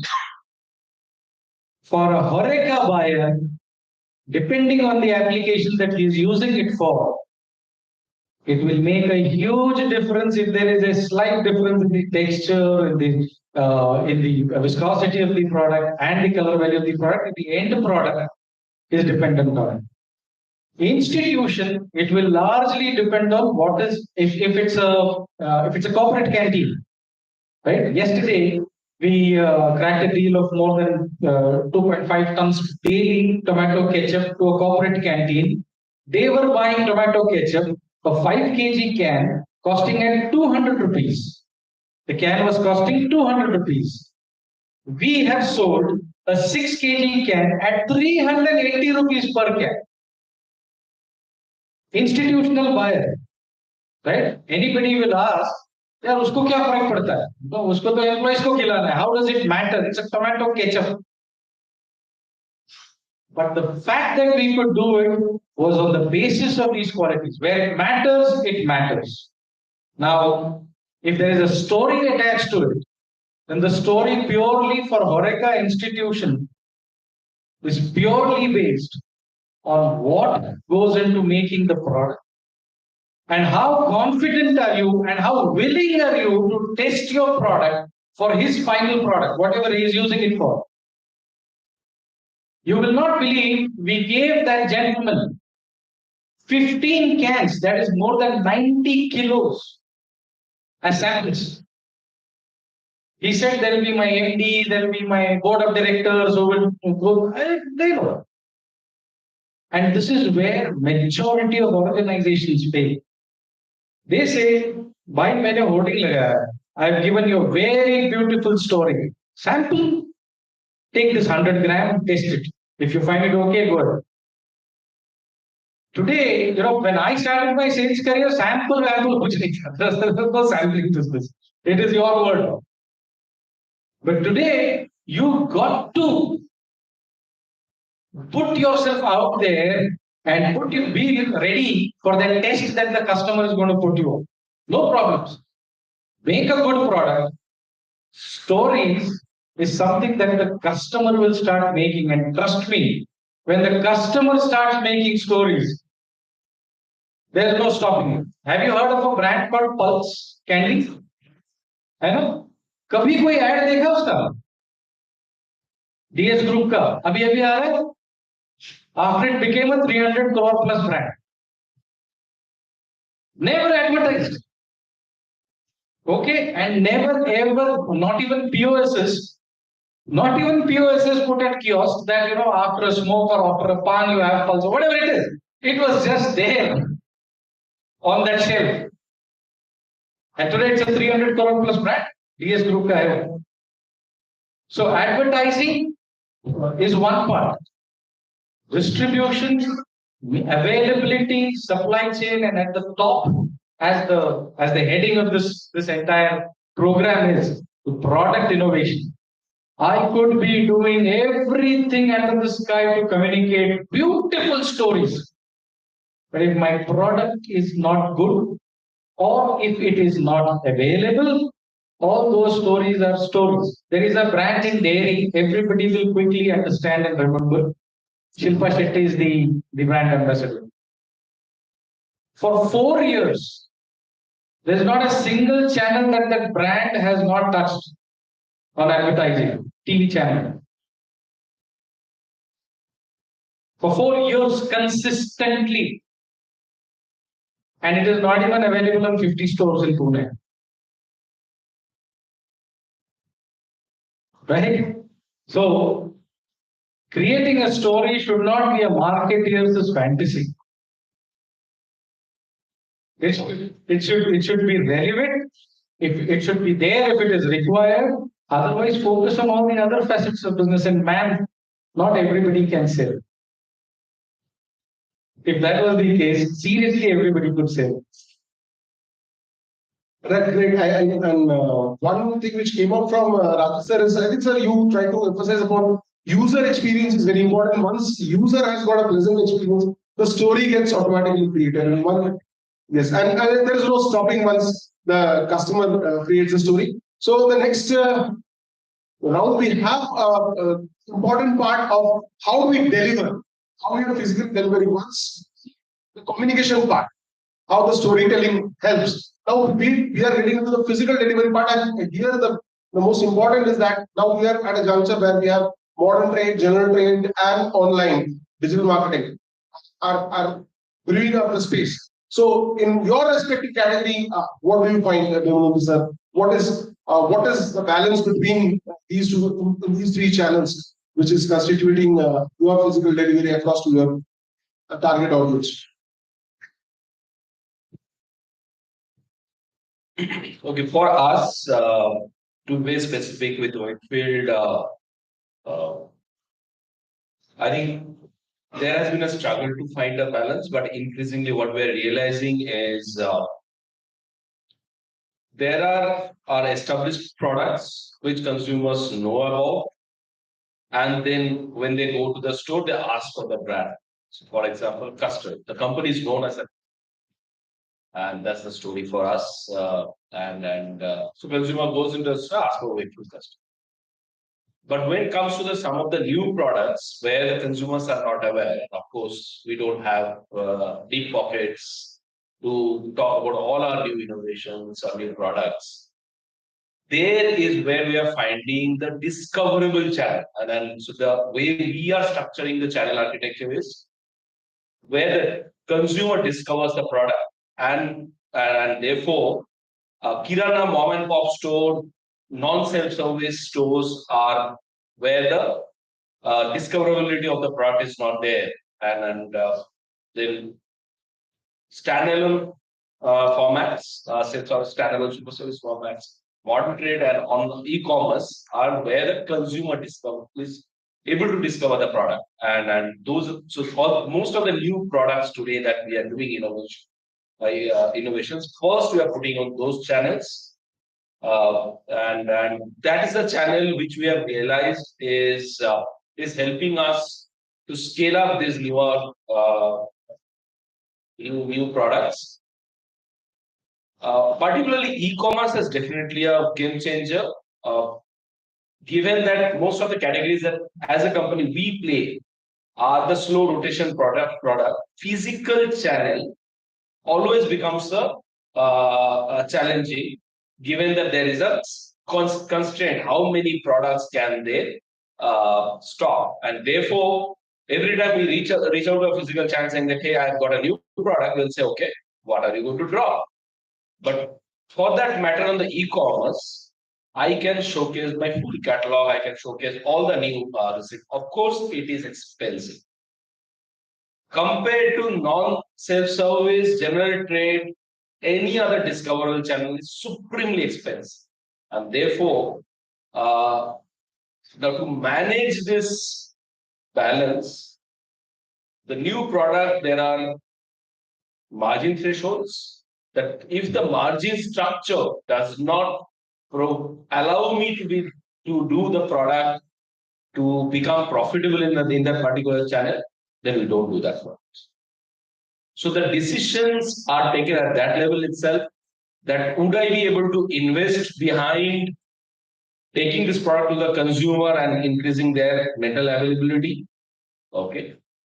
If I cannot, does the margin structure allows me to kind of take it to the online channel? And if it cannot, then it may be a great idea for the innovation, but we cannot support it, and therefore we drop it. And I'm sure, sir, as you were talking regarding the expensiveness of this online kind of a listing, right? I am sure the margins also squeeze to a great extent in that way. And especially the quick commerce, we see how the world of Zeptos and Blinkits, then they have come and they're delivering a customer within 5 minutes on the unlimited order. Yeah, so all the self-service formats, whether it be modern trade or e-commerce. So in India, predominantly e-commerce is following what modern trade, the way modern trade behaves. So yes, listing fee is that's your first entry cost. Then there is a variable cost of the per unit margin, and then while I said yes, e-commerce is a unlimited space and it is discoverability and all of this is great, but the consumer has at the end of the day limited bandwidth to scroll through all the products. So therefore, still I have to invest on the brand to be seen in one scroll or two scroll. Visibility is very important. So visibility is important, and therefore that means a very significant part of the margin goes. And at times we have found the pricing of the product becomes supremely expensive that consumers won't find a value in that kind of a price, and therefore we drop. So yes, it's a very, very expensive channel. While many people say e-commerce is the easiest channel, it is not. Right, I think you really familiarize with the true story. Coming to Kavita, if I see you have an option, it's a product. If I see the materialistic dimension, if I see the non-materialistic dimension, coffee is more of an experience, right? Now, if I add one more thing along with general trade, modern trade, e-commerce, right? If I add another option with you, getting into a franchisee space, that opening up a Trellish cafe maybe. How do you conceive it from you as a strategy head maybe of the organization? See, for an entry brand, a new brand, channel strategy can make or break us. We make a wrong decision, we can end up burning everything that we have. And for a brand like us, we started from very humble beginnings. We all of our co-founders put up our own hard-earned money into it. We have to be very careful about how we are going to put the product into the market, right? So we have, the way that we even looked at our portfolio, we have different kinds of products. And we realized very early on that different products need to be available at different places. There are products where the customers will only come and purchase online. For example, let's look at somebody who loves to brew their own coffee. Says French press coffee banani hai mujhe, has all the equipment set up at home, is very romantic about the process. Looks for premium products to do all of that. Would go look online, search, make the effort, find a brand who's giving that kind of a product, purchase that even at a higher price, right? On the other hand, there's a product which we offer, which is a cold coffee, right? $50 product. You just open the cap, the bottle, and you drink it. For a product like that, if you're on the go, if you're traveling somewhere, you're thirsty, you need something to drink, you've had something spicy, you go to the refrigerator and pick something up. At that moment, you don't go online and search for a cold coffee and you pick it. You see what's there and you pick it up. For that product, I have to be where the customer is looking for the product, right? For every product in our portfolio, we have around 25, 20 different products in our portfolio. For each of them, we had to define the channel strategy and see where we need to sell, right? There are products where we don't sell them online at all. We don't sell them online at all. And there are products which we don't sell offline at all.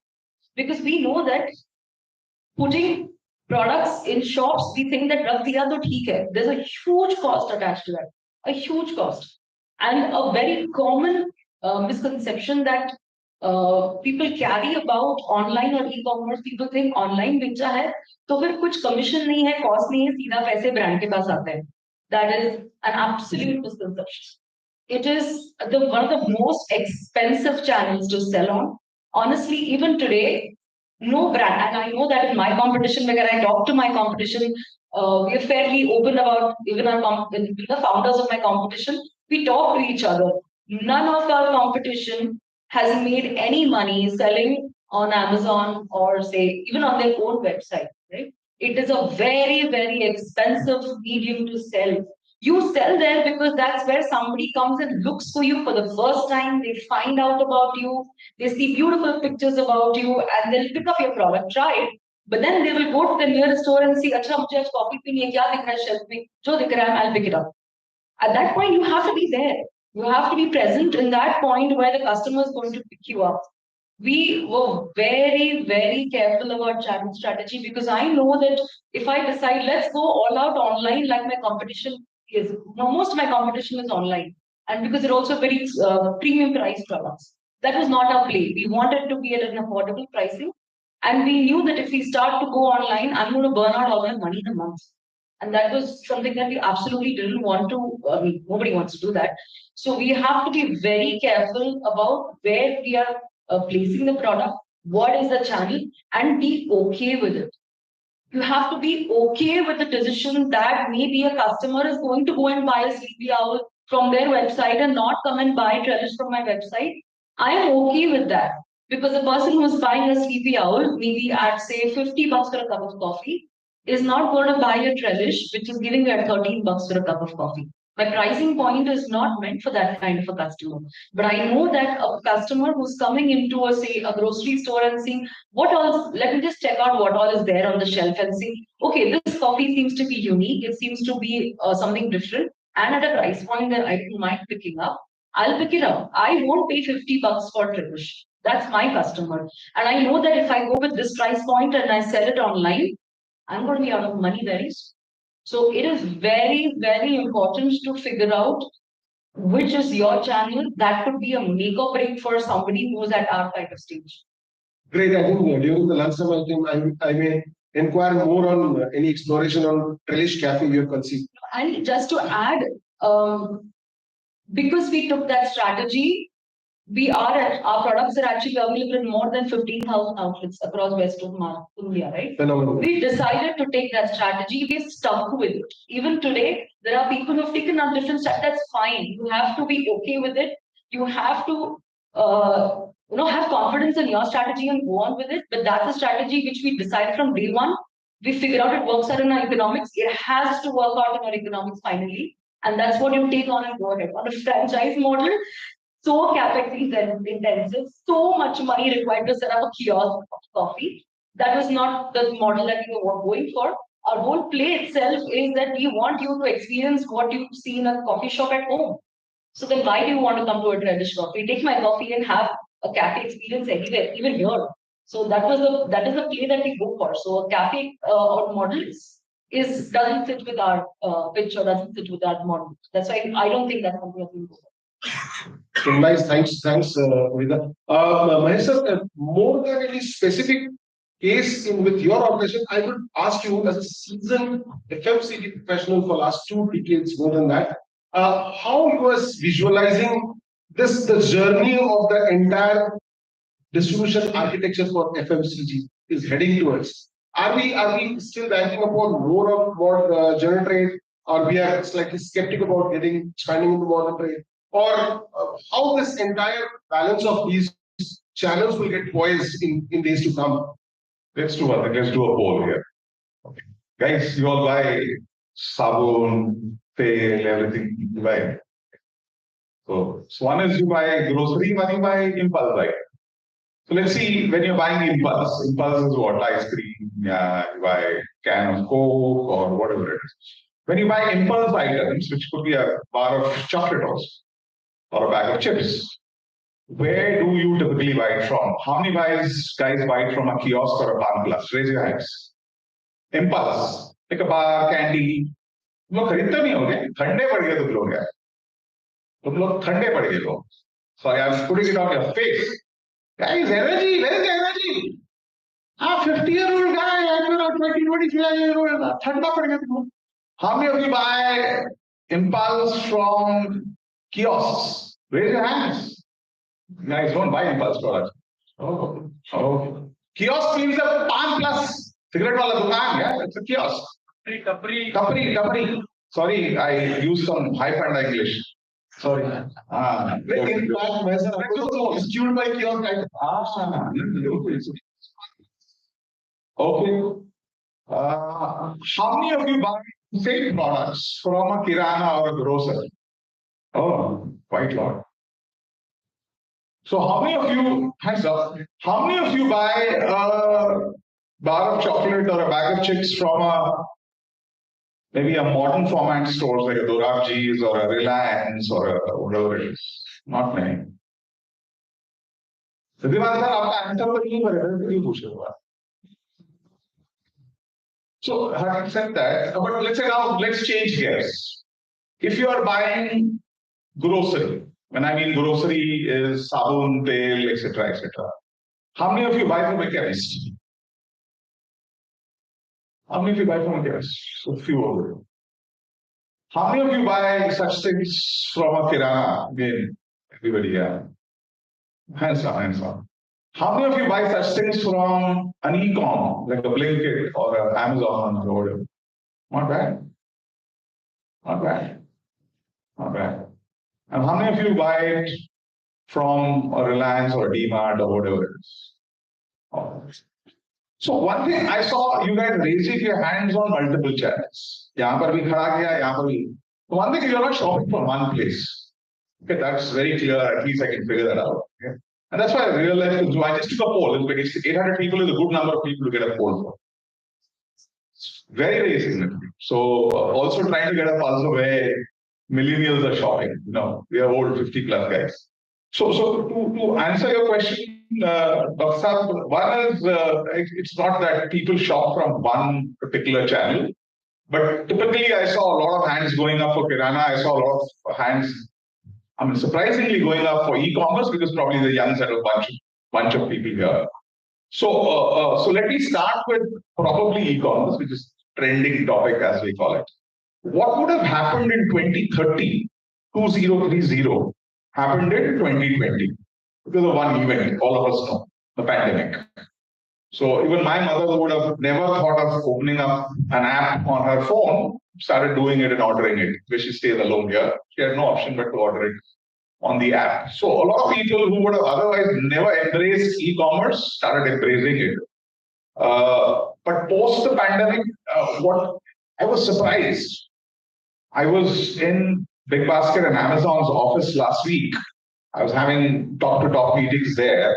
What I figured out, the numbers that they gave me is the number of people shopping for grocery on e-com, even after, of course, when I go to an Amazon office, they have to tell good things about them. They showed the numbers have gone up. This is what they've said. But the difference is a lot of numbers have gone because they had something called pantry, which they stopped. They had now something called FBA, which is fulfilled by Amazon. But grocery has typically moved. Oil still continues to be on FBA, but other grocery has moved to fresh. A lot of 70% of the groceries moved to fresh. So within e-commerce itself, there is a shift from maybe 2-3 days delivery later, even a Prime member gets a next day delivery, or instant delivery. So what does that mean? Consumers are planning less. Consumers are planning less. तो अभी के भी चाहिए. Blinkit उठाओ, cut करो, आधे घंटे में आ गया.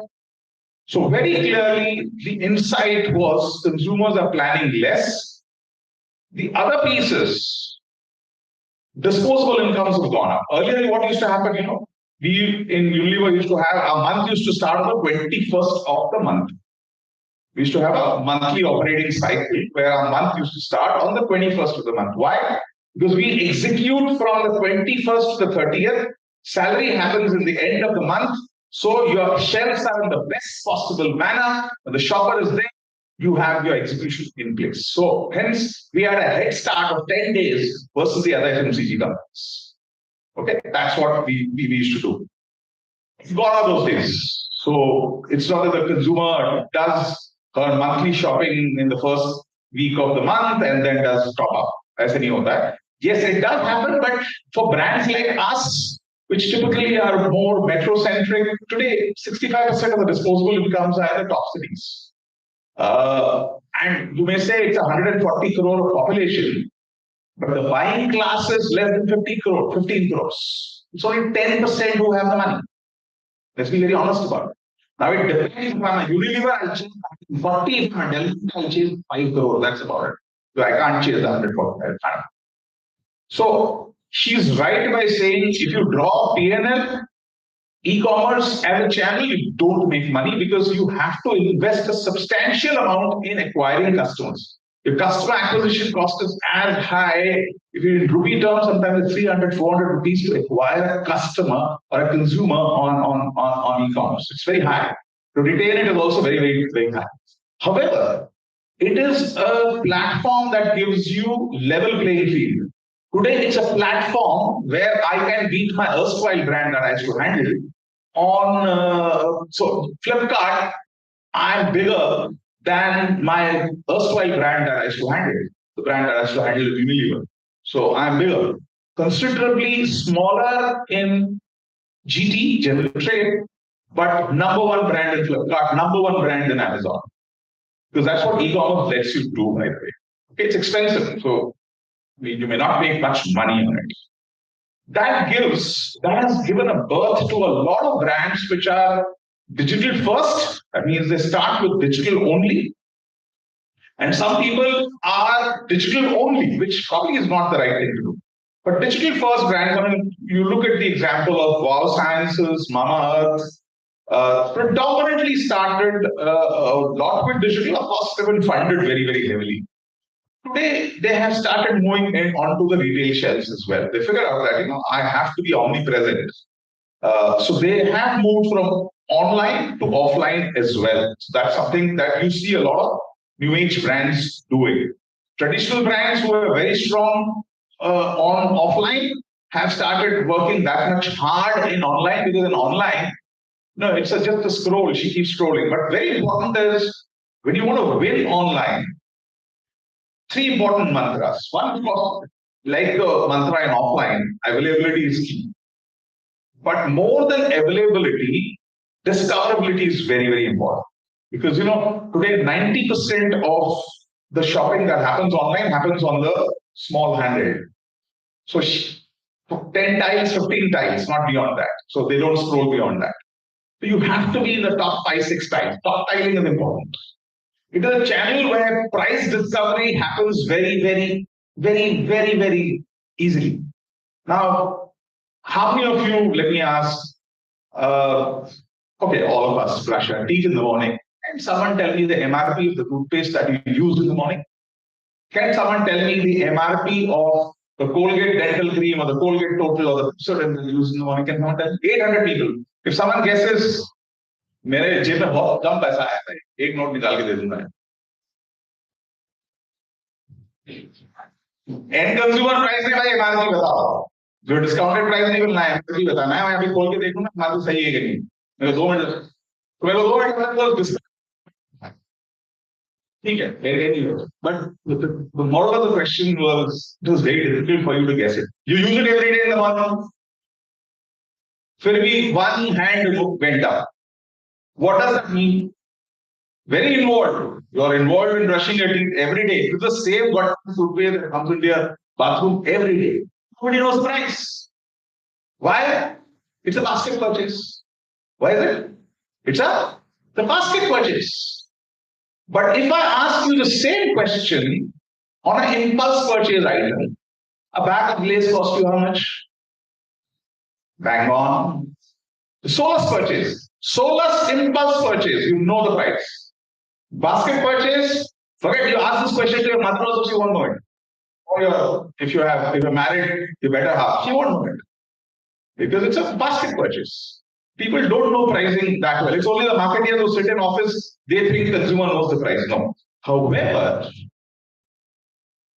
e-commerce helps you discover price. In a Kirana, you could never discover price. In a modern format stores, you could. You have to turn the pan and see the MRP. Only few DMarts actually the price. Okay? It's a value retail. However, this particular medium lets you discover. So third important element in e-commerce besides availability discoverability is relative price index. Complex word. Index is what? अगर आपका competition 100 पे है तो आप 90 पे हो या 110 पे हो 110 पे हो तो 10% प्रीमियम पे हो 90 पे हो तो 10% डिस्काउंट पे हो So you should benchmark yourself to bullseye competition. That's very, very important.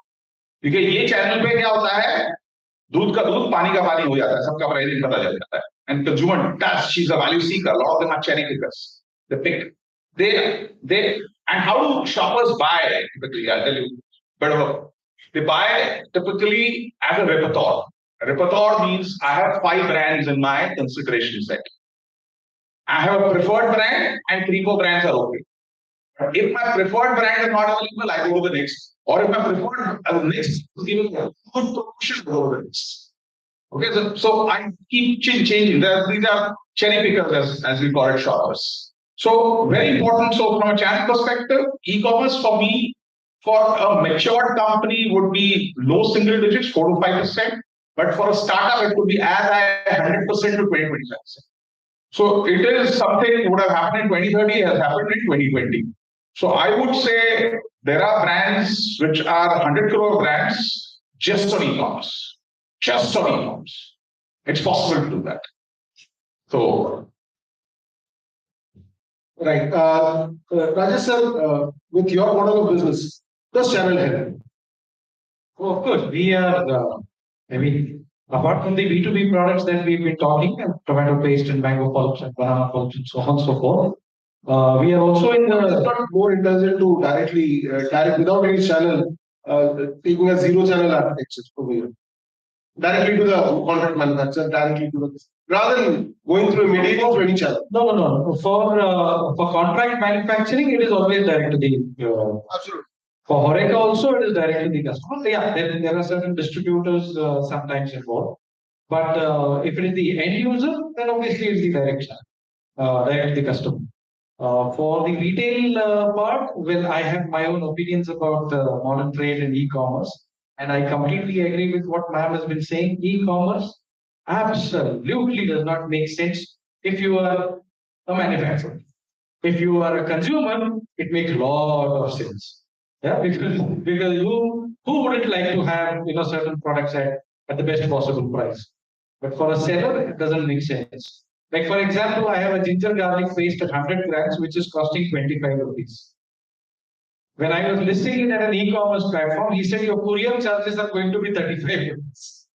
Apart from his margins of 20%. I said, it is better that I don't list it. When I go to modern trades would generally say, okay, let us start with buy one, get one. That's the most brain dead idea that anybody can come up with. That's my personal opinion. Buy one, get one. Unless and until you have a lot of money to burn, or you're okay with not making any money in 6 months. I will give a classic example, 2 examples as a matter of fact, when we did buy one, get one. In my earlier company, we did buy one, get one on Srikhand. during Gudi Padwa time. Pune mein, it makes real good sense. After the offer was completed, our sales took more than 8 months to come back to normal levels before the offer was given. Just imagine. It took 8 months because the consumer always said, Sir, aap to buy one get one de rahe ho. Now I'm not going to give you value. Sorry. So buy one get one for me just doesn't make sense, which the modern trade propagates all the time. That's point one. E-commerce as it is doesn't make sense. Blame it on me being a traditional guy or whatever. For me, general trade makes a lot of sense. There are so many things you can do. You can interact with the consumer. You can do sampling. You can do whatever. I was talking to a senior person in Reliance, and I really loved his approach. And he said, "We are not going to offer your products free to the consumer. We will offer these products as an incentive to the consumer to having made some purchase at our store." And I said, "Sir, I mean, the moment there is value associated to my product, I know that the product will not be given to the chacha, chachi or bhai in the house. ये free आया है, तुम use करके देखो." The lady will use it because she's got it at some place. It is better to be there. Yeah, you may not get some really rosy volumes to start with, but you will have a sustainable business. That's what I feel. Great, sir. So coming to the last lap of our discussion, I would request the panelists to be a bit shuttle in terms of this last lap of response. So the last lap is obviously the metrics, the final metrics, which allows me to do a self-assessment how I have performed, whether it is product innovation, whether it is innovation in terms of channel or it's innovation in terms of a story. Bimalam sir, how do you consider? So there are a lot of matrices, and the matrices are defined for the job that needs to be measured. So if it is about innovation, let's say product innovation, then the first is the contribution. Is the product profitable? Is the innovation profitable or not? And the second is at overall level, what is the contribution of the product into the revenue? If it is about the story, then of course, was the story meaningful, different, relevant for the consumer? So those are the metrics that gets measured on. And then there are n number of marketing metrics. I'm sure that you will be teaching those measurement metrics to the students, and they will get exposure to that. Right. So Kavita. So I've heard this said by, in fact, a very good investor friend who says, what you measure is what you will actually become. So you have to figure out what you're going to measure, and that is what you'll end up chasing, that is what will end up improving, and that is what you will end up achieving also. You can measure 50 things, but you have to be very, very sure about what you want to measure. For a startup today, we measure growth. That's important for us because we want to be growing at a pace where we know that tomorrow where we want to be, are we heading in the direction or not? So growth rate is extremely important for us. We measure growth. We also measure efficiency because we are putting costs, we are putting people, we are putting marketing spend, we are putting a whole lot of resources into developing growth. We need to see how efficient are they. How much revenue does, for example, one salesperson generate for us? At what revenue will a salesperson become efficient for us? So there are some efficiency metrics that we track because we know we are on track. If not today, at least in 6 months down the line, I know that my business is going to be a sustainable. The third thing that we measure, very important for a brand like us, is repeat purchase. Repeat purchase tells us exactly how effective is our product, is our storytelling, is our marketing. You buy the product, you come back to me again. You will buy it once if I give you a great campaign, great discount, great ad, everything. You will come back to me again. Repeat purchase tells you the health of your business, of your product, and it will tell you if your customer really likes you or not. So we just keep it simple. 3 or 4 metrics is all that we measure, because if you measure too many things, 3 or 4 things is what we measure, and we measure that every day, every week, every month, again, right from the last person who's selling the product in the store needs to measure these metrics. That's the only thing that we measure. So for a startup, these are things that matters to us, and that's what we look at. Very precise. Myself, over to you. I will echo Kavita's sentiments. One, I would like to say one line: what gets measured gets delivered. What gets measured gets delivered. If you don't measure it, it never gets delivered. Typically, three key metrics that whether it's a campaign, whether it's a new innovation, you definitely look at revenue or the size of the prize, as they call it. I mean, how much is your top line? Another important element is your margins. So typically, if someone comes to me with a proposal that has less than threshold margins, I don't even look at it. I don't even look at it. So don't waste my time. That's as rude as I get. So margins threshold, it might differ from company to company. So we have a particular threshold margins. And lastly, you should have an ambition of a particular share. It could be low as well. In a big category, it could be a low share, but that's okay. Sometimes you may not be able to measure it, but it could be an estimated share basis your revenue versus what the category revenue is going. So three things important. This is what probably a business head would look at is revenue, margins, and share. But if you're, let's say, a functional head, let's say a marketing head or something of that sort, you typically would look at the inverted pyramid from a consumer mind metrics. Like how many people are aware of this campaign? How many people are aware of this innovation? How many people are aware of my brand? So awareness is important. And awareness happens as top of mind awareness, spontaneous awareness, or aided awareness. It may vary. You may have your own metric that you will choose. Typically, people will go for spontaneous awareness. Then you say, out of the people who are aware, how many are considering your brand or your offering? And how many of them have tried it? And then, as she said, trials to repeats. This is what typically a marketer would look at. As a business head, you will definitely look at revenue margins and shares. And lastly, what gets measured gets delivered. I think that was something very, very important. It's laying like a brand. What is measured gets delivered, and the different dimensions of the metrics, which are very nicely defined. Yes, I'll just go to you. No, I couldn't agree more. It's the same everywhere, functionally and even below. The only thing that I would like to say is that in my experience, I have seen people not very comfortable when it comes to measuring. Okay, and they feel that this is evaluation. Trust me, if you're going to be as open as possible, it is only going to benefit you and your organization. Rather than feeling that okay, I'm being judged, I'm being evaluated. Measure in terms of every possible aspect of what you would be doing in the organization is important. Thank you.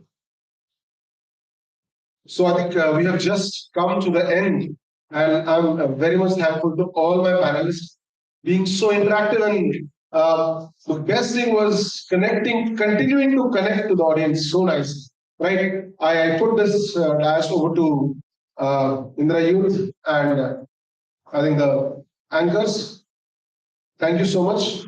I would request, just before you take up, I would request to keep this question answer session within 20 minutes, if possible, because after that we have a second half as well. So we need to go for a very quick working lunch and then come back. So we can keep the question asked for 10 minutes. Right? Yeah. So it's 15 to 20 minutes. Any students having a question can stand up and ask the question. Ask for the microphones. The microphones will be delivered to you.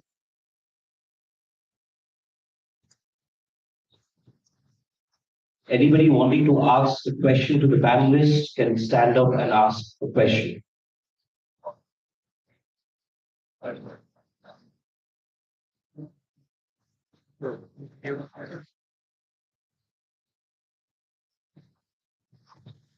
Hello, sir. Modi this side. Sir, I want to ask you a question that business before 20 years and now, how it has changed and how it will be evolving so constant in the growth. Whom you are asking this question? Sir, to all, anyone Anyone can pick up. Yeah. I would just request anybody here who's putting up a question, it will be helpful to all of us if you can direct it to any one of us. We know who's supposed to answer that. So I'll just give one example. Say if I talk from a sales perspective, sales earlier used to be art, now it's moved to a science. That's my one fundamental difference because it's called got digitized. So digitization is one big change versus what used to happen 20 years back versus now. Forecasting has got digitized. Material requisition planning has got digitized. Production planning has got digitized. Your sales execution has got digitized. So that's one big difference I see was lack of digitization 20 years back. A lot of things was manual. Now it's all digitized.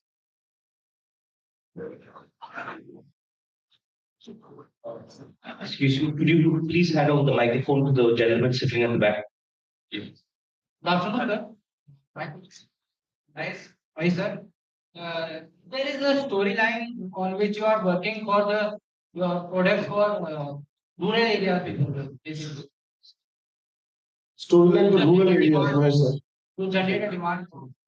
So I will not talk about our current focus is urban, but I'll talk about other brands which is rural oriented. I'll give you an example of let's say Lifebuoy. So in India, if you look at it, a lot of kids typically tend to miss school just because their hand hygiene is not so good. People don't wash their hands that often, and hence this is something the Lifebuoy team figured out. They actually figured out that kids are not immune to diseases. They fall ill and they miss out school. So they came out with this whole concept. There's a concept called Project Chetna that the team actually embarked on. And their whole thought was to go and educate kids in municipal schools, in rural schools, to wash their hands before eating or wash their hands as often as possible. And COVID actually taught us that, but pre-COVID also. And it was scientifically proven that when kids wash their hands with a carbolic soap, like Lifebuoy, they actually, the diseases come down. I mean, it was beautifully shown in the ad, those Lifebuoy ad, if you've seen, the germs come down. And it actually helped. Clinical research was done, and a lot of work through NGOs was done in rural areas to help teach kids to wash hands with a soap. Simple example.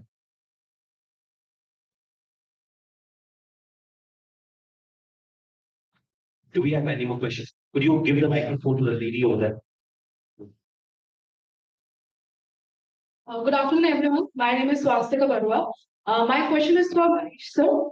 I want to ask the company product development by a company, is it done based on the requirement of a consumer or to sustain in the market? I'll just copy the card. Why don't you answer? No, that's a very fair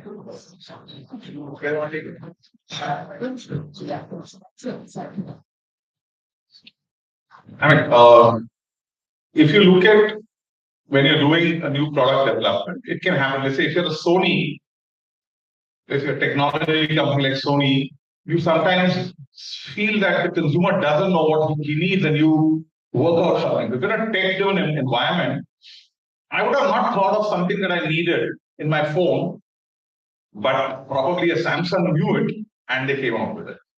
Or a OnePlus knew it and they came out. So in a technology industry, a lot of it is something that is thought through by the companies or the brands, and then that's given. So for example, I would have never thought through that I needed in a car, I needed probably a kind of safety equipment, but the Volvo guys thought about it and got it, or anybody else thought about it and got it.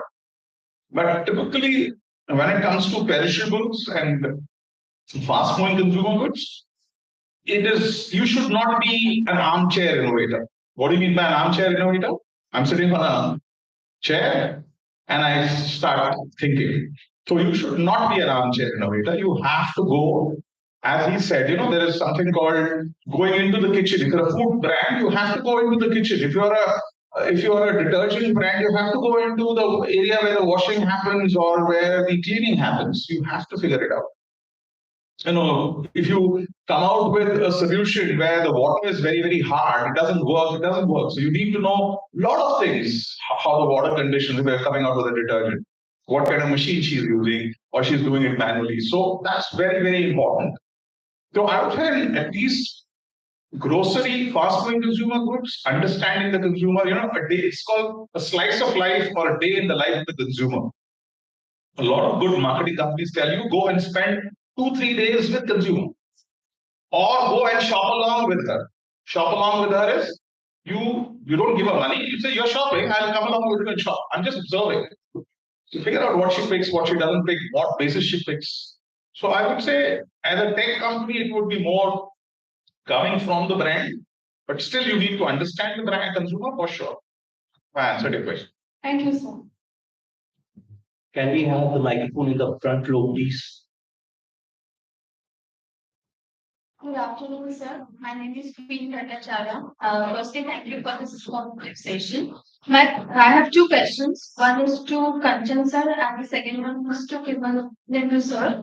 My first question is to Kanchan sir: how the regulatory authorities look at the consumer packaged foods in India, confirming its standards and with respect to the international market?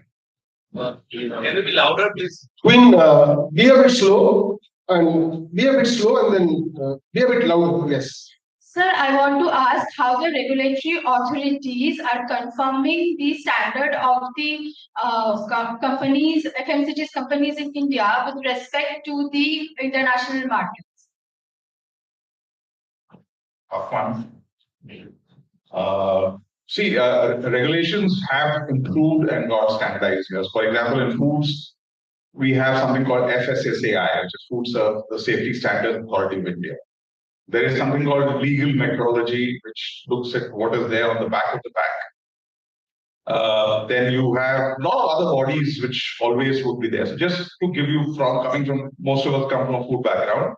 So FSSAI today determines a lot of regulations in terms of, so if it's a standard product, you go as a standard. If it's a proprietary product, it will be when you turn the back of a lot of facts, you'll read something called proprietary product. Those are products which are not defined in the FMCG. You apply for it, get there, okay, and then you. So today, if you look at it in foods, especially, there's a nutrition panel which talks about how many people read it. That's a different question. But there's a nutrition panel. And in the nutrition panel, then you have an ingredient panel. In an ingredient panel, the first ingredient, it's always given in descending order. The highest ingredient is the first, and so on and so forth. That's why you see this viral video, one of these guys keeps floating around saying that this brand has so much of sugar, so much of this, that. So regulations are extremely important now. Another regulation is going to come very, very soon. Another 3 years is called the Health Star rating. Like you see on all electrical gadgets, stars, like on foods also, so you're going to get a Health Star rating from a 1-star to a 5-star. It's voluntary now, but in another 3 years or so, it's going to get mandatory. So we as industry bodies talk to these regulatory bodies. So there are industry bodies like CII, FICCI. I'm on both the bodies representing my companies, and we as industry bodies go and influence these regulations. I don't know if you want to add something. No, I think he has addressed how it's managed and how this is done, but there are tremendous amount of changes is happening. If I understood your question correctly, how the authorities are keeping pace with this, right? So usually Indian authorities are benchmarking US and Europe regulations because they are slightly ahead in terms of the consumer safety norms, and increasingly they are benchmarking. And today, as Sir was mentioning, today Indian food regulation norms are almost at par with the global norms, except for the Health Star rating, where we as an industry actually has been pushing back a little bit for genuine concerns that we have as an industry. But once the Health Star rating comes, then it will be at parity with any international markets you can find. So my second question is to you actually. I like your custard very much firstly. Oh, thank you so much. I would love all of you to love the as much. So my question is like, yesterday I read an article where it said that after 60 years, your company has launched a campaign. So your company was established, I guess, in 1956. So why so late? That's my question. Okay, I have to go back and ask my voters.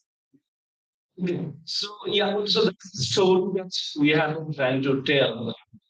So our story is three brothers who came from the erstwhile Pakistan, Punjab. They started this small company in India, in Pune. They landed up in Pune. While the company name means many people whom I have interacted with, and I don't know how many of you would really know we are an Indian company and started by three Punjabi brothers. Okay, but the name sounds like international brand, right? Yeah, no, we are not Del Monte. So the founders had a belief of giving great product and making it available, and that's what they had done for almost 40 years. It's not that we have launched the campaign after 60 years. There were communication interventions, but the company was very small. We did not have too much money, and media, as you know, is always expensive. However, there is a threshold barrier that comes when increasing the awareness, the mental availability that I've been talking about. That becomes because through the distribution, through the great product, you can only do so much. And there are also things that the brands become dated, right? So over a period of time, the brand started becoming dated and we needed to revitalize the brand. And that was the reason we started that communication. It is not really, to be honest, as 60 after 60 years that we first time we were communicating, but yeah, for the first time we were on TV and multimedia camp. That was it. Yeah, we will take just one more question because we are. Sir has one question. Bharat sir has one question. Okay. Yeah, sir. So either Kavita madam can answer this or probably Mahesh. I was picking one statement that Mahesh was talking about, like only 1% of innovation works, 99 fail.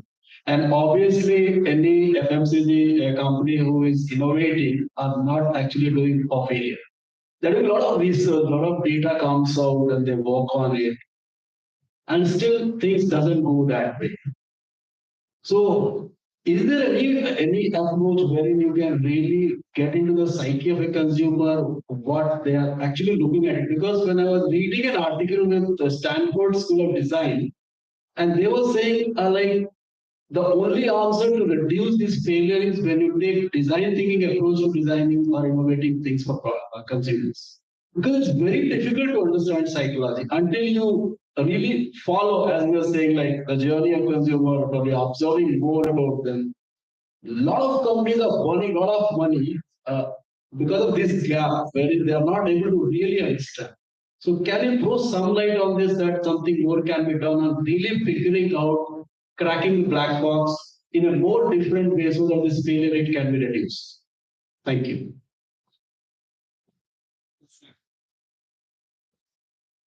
So when I meant 1% succeed, I really meant it. If I ask, in the ready-to-drink beverage space, it's a fancy category, so I'll just stick. So can you just tell me in the last 1 decade, how many successful innovations would have been in ready-to-drink beverage space? Can someone answer? Last decade. Sting is one.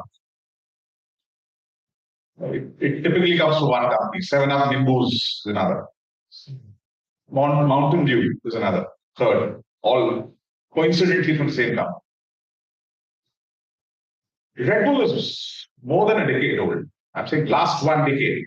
Decade is 10 years, by the way. Paperboard. Not very successful. Yes. Paperboard is not successful. Bleeding, man. I won't call it success. Swing, but 10 rupees, not very money. But 4, 5 companies, nothing from the largest beverage company in the world. The largest beverage company in the world is? Sorry, Coca-Cola. Not simply successful innovation in the last 10 years. Sprite is more than 10 years old. So nothing. So innovation, sir, I meant it when I said 1% is successful. Okay. Every year there are more than 2,000 to 3,000 innovations in the beverage space, and I named only a handful. So that was, I meant it when I said it. And this was AC Nielsen's number. The reason why it probably doesn't see the second summer is one is lack of patience. Well, that is one for sure. People don't have too much of patience. Sometimes successes or failures are decided by the sales team only. In the mind only they keep it. I mean, there could be multiple reasons. Other could be, some of them don't follow a very robust innovation process. But I've seen in Unilever, which follows a very robust innovation process, where ideation to execution takes sometimes 2 years. Even then, the innovation fails. We had done one. People won't even remember. It was called Kisan Amaze. It just bombed. 3 years for us to conceptualize, to execute. Didn't work. Multiple reasons. You, as I said, when I say you get it wrong, you don't probably get things right. Sometimes they fail because it's too early as well. I mean, that's also some of the reasons. I won't be able to exactly pinpoint, but sometimes lack of process, lack of probably patience to a great extent. Patience is one area where people. I'll just give you she's from coffee, so I'll give you an example of Nespresso. How many of you have heard of Nespresso? How many of you have heard of Nespresso? A brand which is George Clooney is the brand ambassador. It's nothing but a device. It's a system. It's not a product. It comes in pods, but it's a machine. It's a Siemens machine or a Black & Decker machine branded Nespresso. It's a brand from Nescafe. One of the most successful innovations that Nestle has done. It's a very expensive cup of coffee, by the way. But it took 10 to 12 years for Nespresso to become a success. How many companies give you that kind of time? And nobody wants to put his or her neck on the chopping block for a 10-year innovation. Nobody. So सभी लोग 2-2 साल 3-3 साल अपना नौकरी बचाते हैं और so sorry to use that word, but you need a lot of patience. So Nespresso is a classic example. It took 10 years. Some companies won't give you that kind of time. I really, in Unilever also, we ventured into Pureit, which is the water purifier. It took quite a long gestation period for it to be a success. So it takes time. Actually, this question was in context when I was consulting one firm and they were into innovation and I was giving some ideas. And they said, sir, this idea we have to make 5-6 types of innovation. We don't know what will go. Even if you do the extensive work on data research and consumer understanding insights and others, still things may go. So we have to go to the market as fast as possible. Test 5-6 types and varieties. Prototype testing is perfectly all right. But it's a story. When Mike Tyson is in the boxing bout, 2-3, his knockouts are the fastest. 30-second knockouts, 50-second knockouts. So it is like, I used to go to a doctor and I should tell him, I'm not feeling well. He used to give me 10 medicines. I don't want to name the doctor. He give me 10 medicines. मैं बोला doctor 10 क्यों दे रहे हैं? कुछ जुकाम हो गया मतलब कुछ ना कुछ तो चलेगा. मैं कुछ ना कुछ तो चलेगा ले लो 10 types. That should not be the case. It should be a silver bullet where you hit the bullet, it should hit the target. Don't hit 10 bullets. But prototyping is absolutely okay where you test it initially. That's good. So do you think this design thinking approach, because they are using quite less in Indian context, but foreign companies are using more and more. So will that be able to reduce that kind of burn which we're talking about, 99% failure? But design definitely makes huge difference. If you look at any kind, whether it's product design, packaging design, today that is a science by itself. And today, he talked about Apple. The reason why people pick design product. It's a very well designed product. So taking design thinking approach to innovation absolutely helps. So cut down quite a lot. Absolutely. So you have a lot of brands, boutique brands, which come with design thinking. I'll just give you an example of the beer industry. There's a brand called Vida. Very disruptive. Very disruptive. The way they've used design thinking, the mnemonic, they've used it very beautifully. I think it's very not traditional way of thinking, very disruptive thinking. So one thing is That's All right. Thank you, sir. Thank you so much. Thank you. Well, after witnessing today's panel discussion, I think we can safely assume what Ridhiman sir has correctly mentioned. Dear Batch 23-25, your marketing, co-marketing classes have already begun. So it was indeed a very comprehensive, eye-opening and educative session. Thank you all esteemed dignitaries for sharing your expertise and enlightening the young minds. Thank you, Ridhiman sir, for chairing the session so effectively and successfully.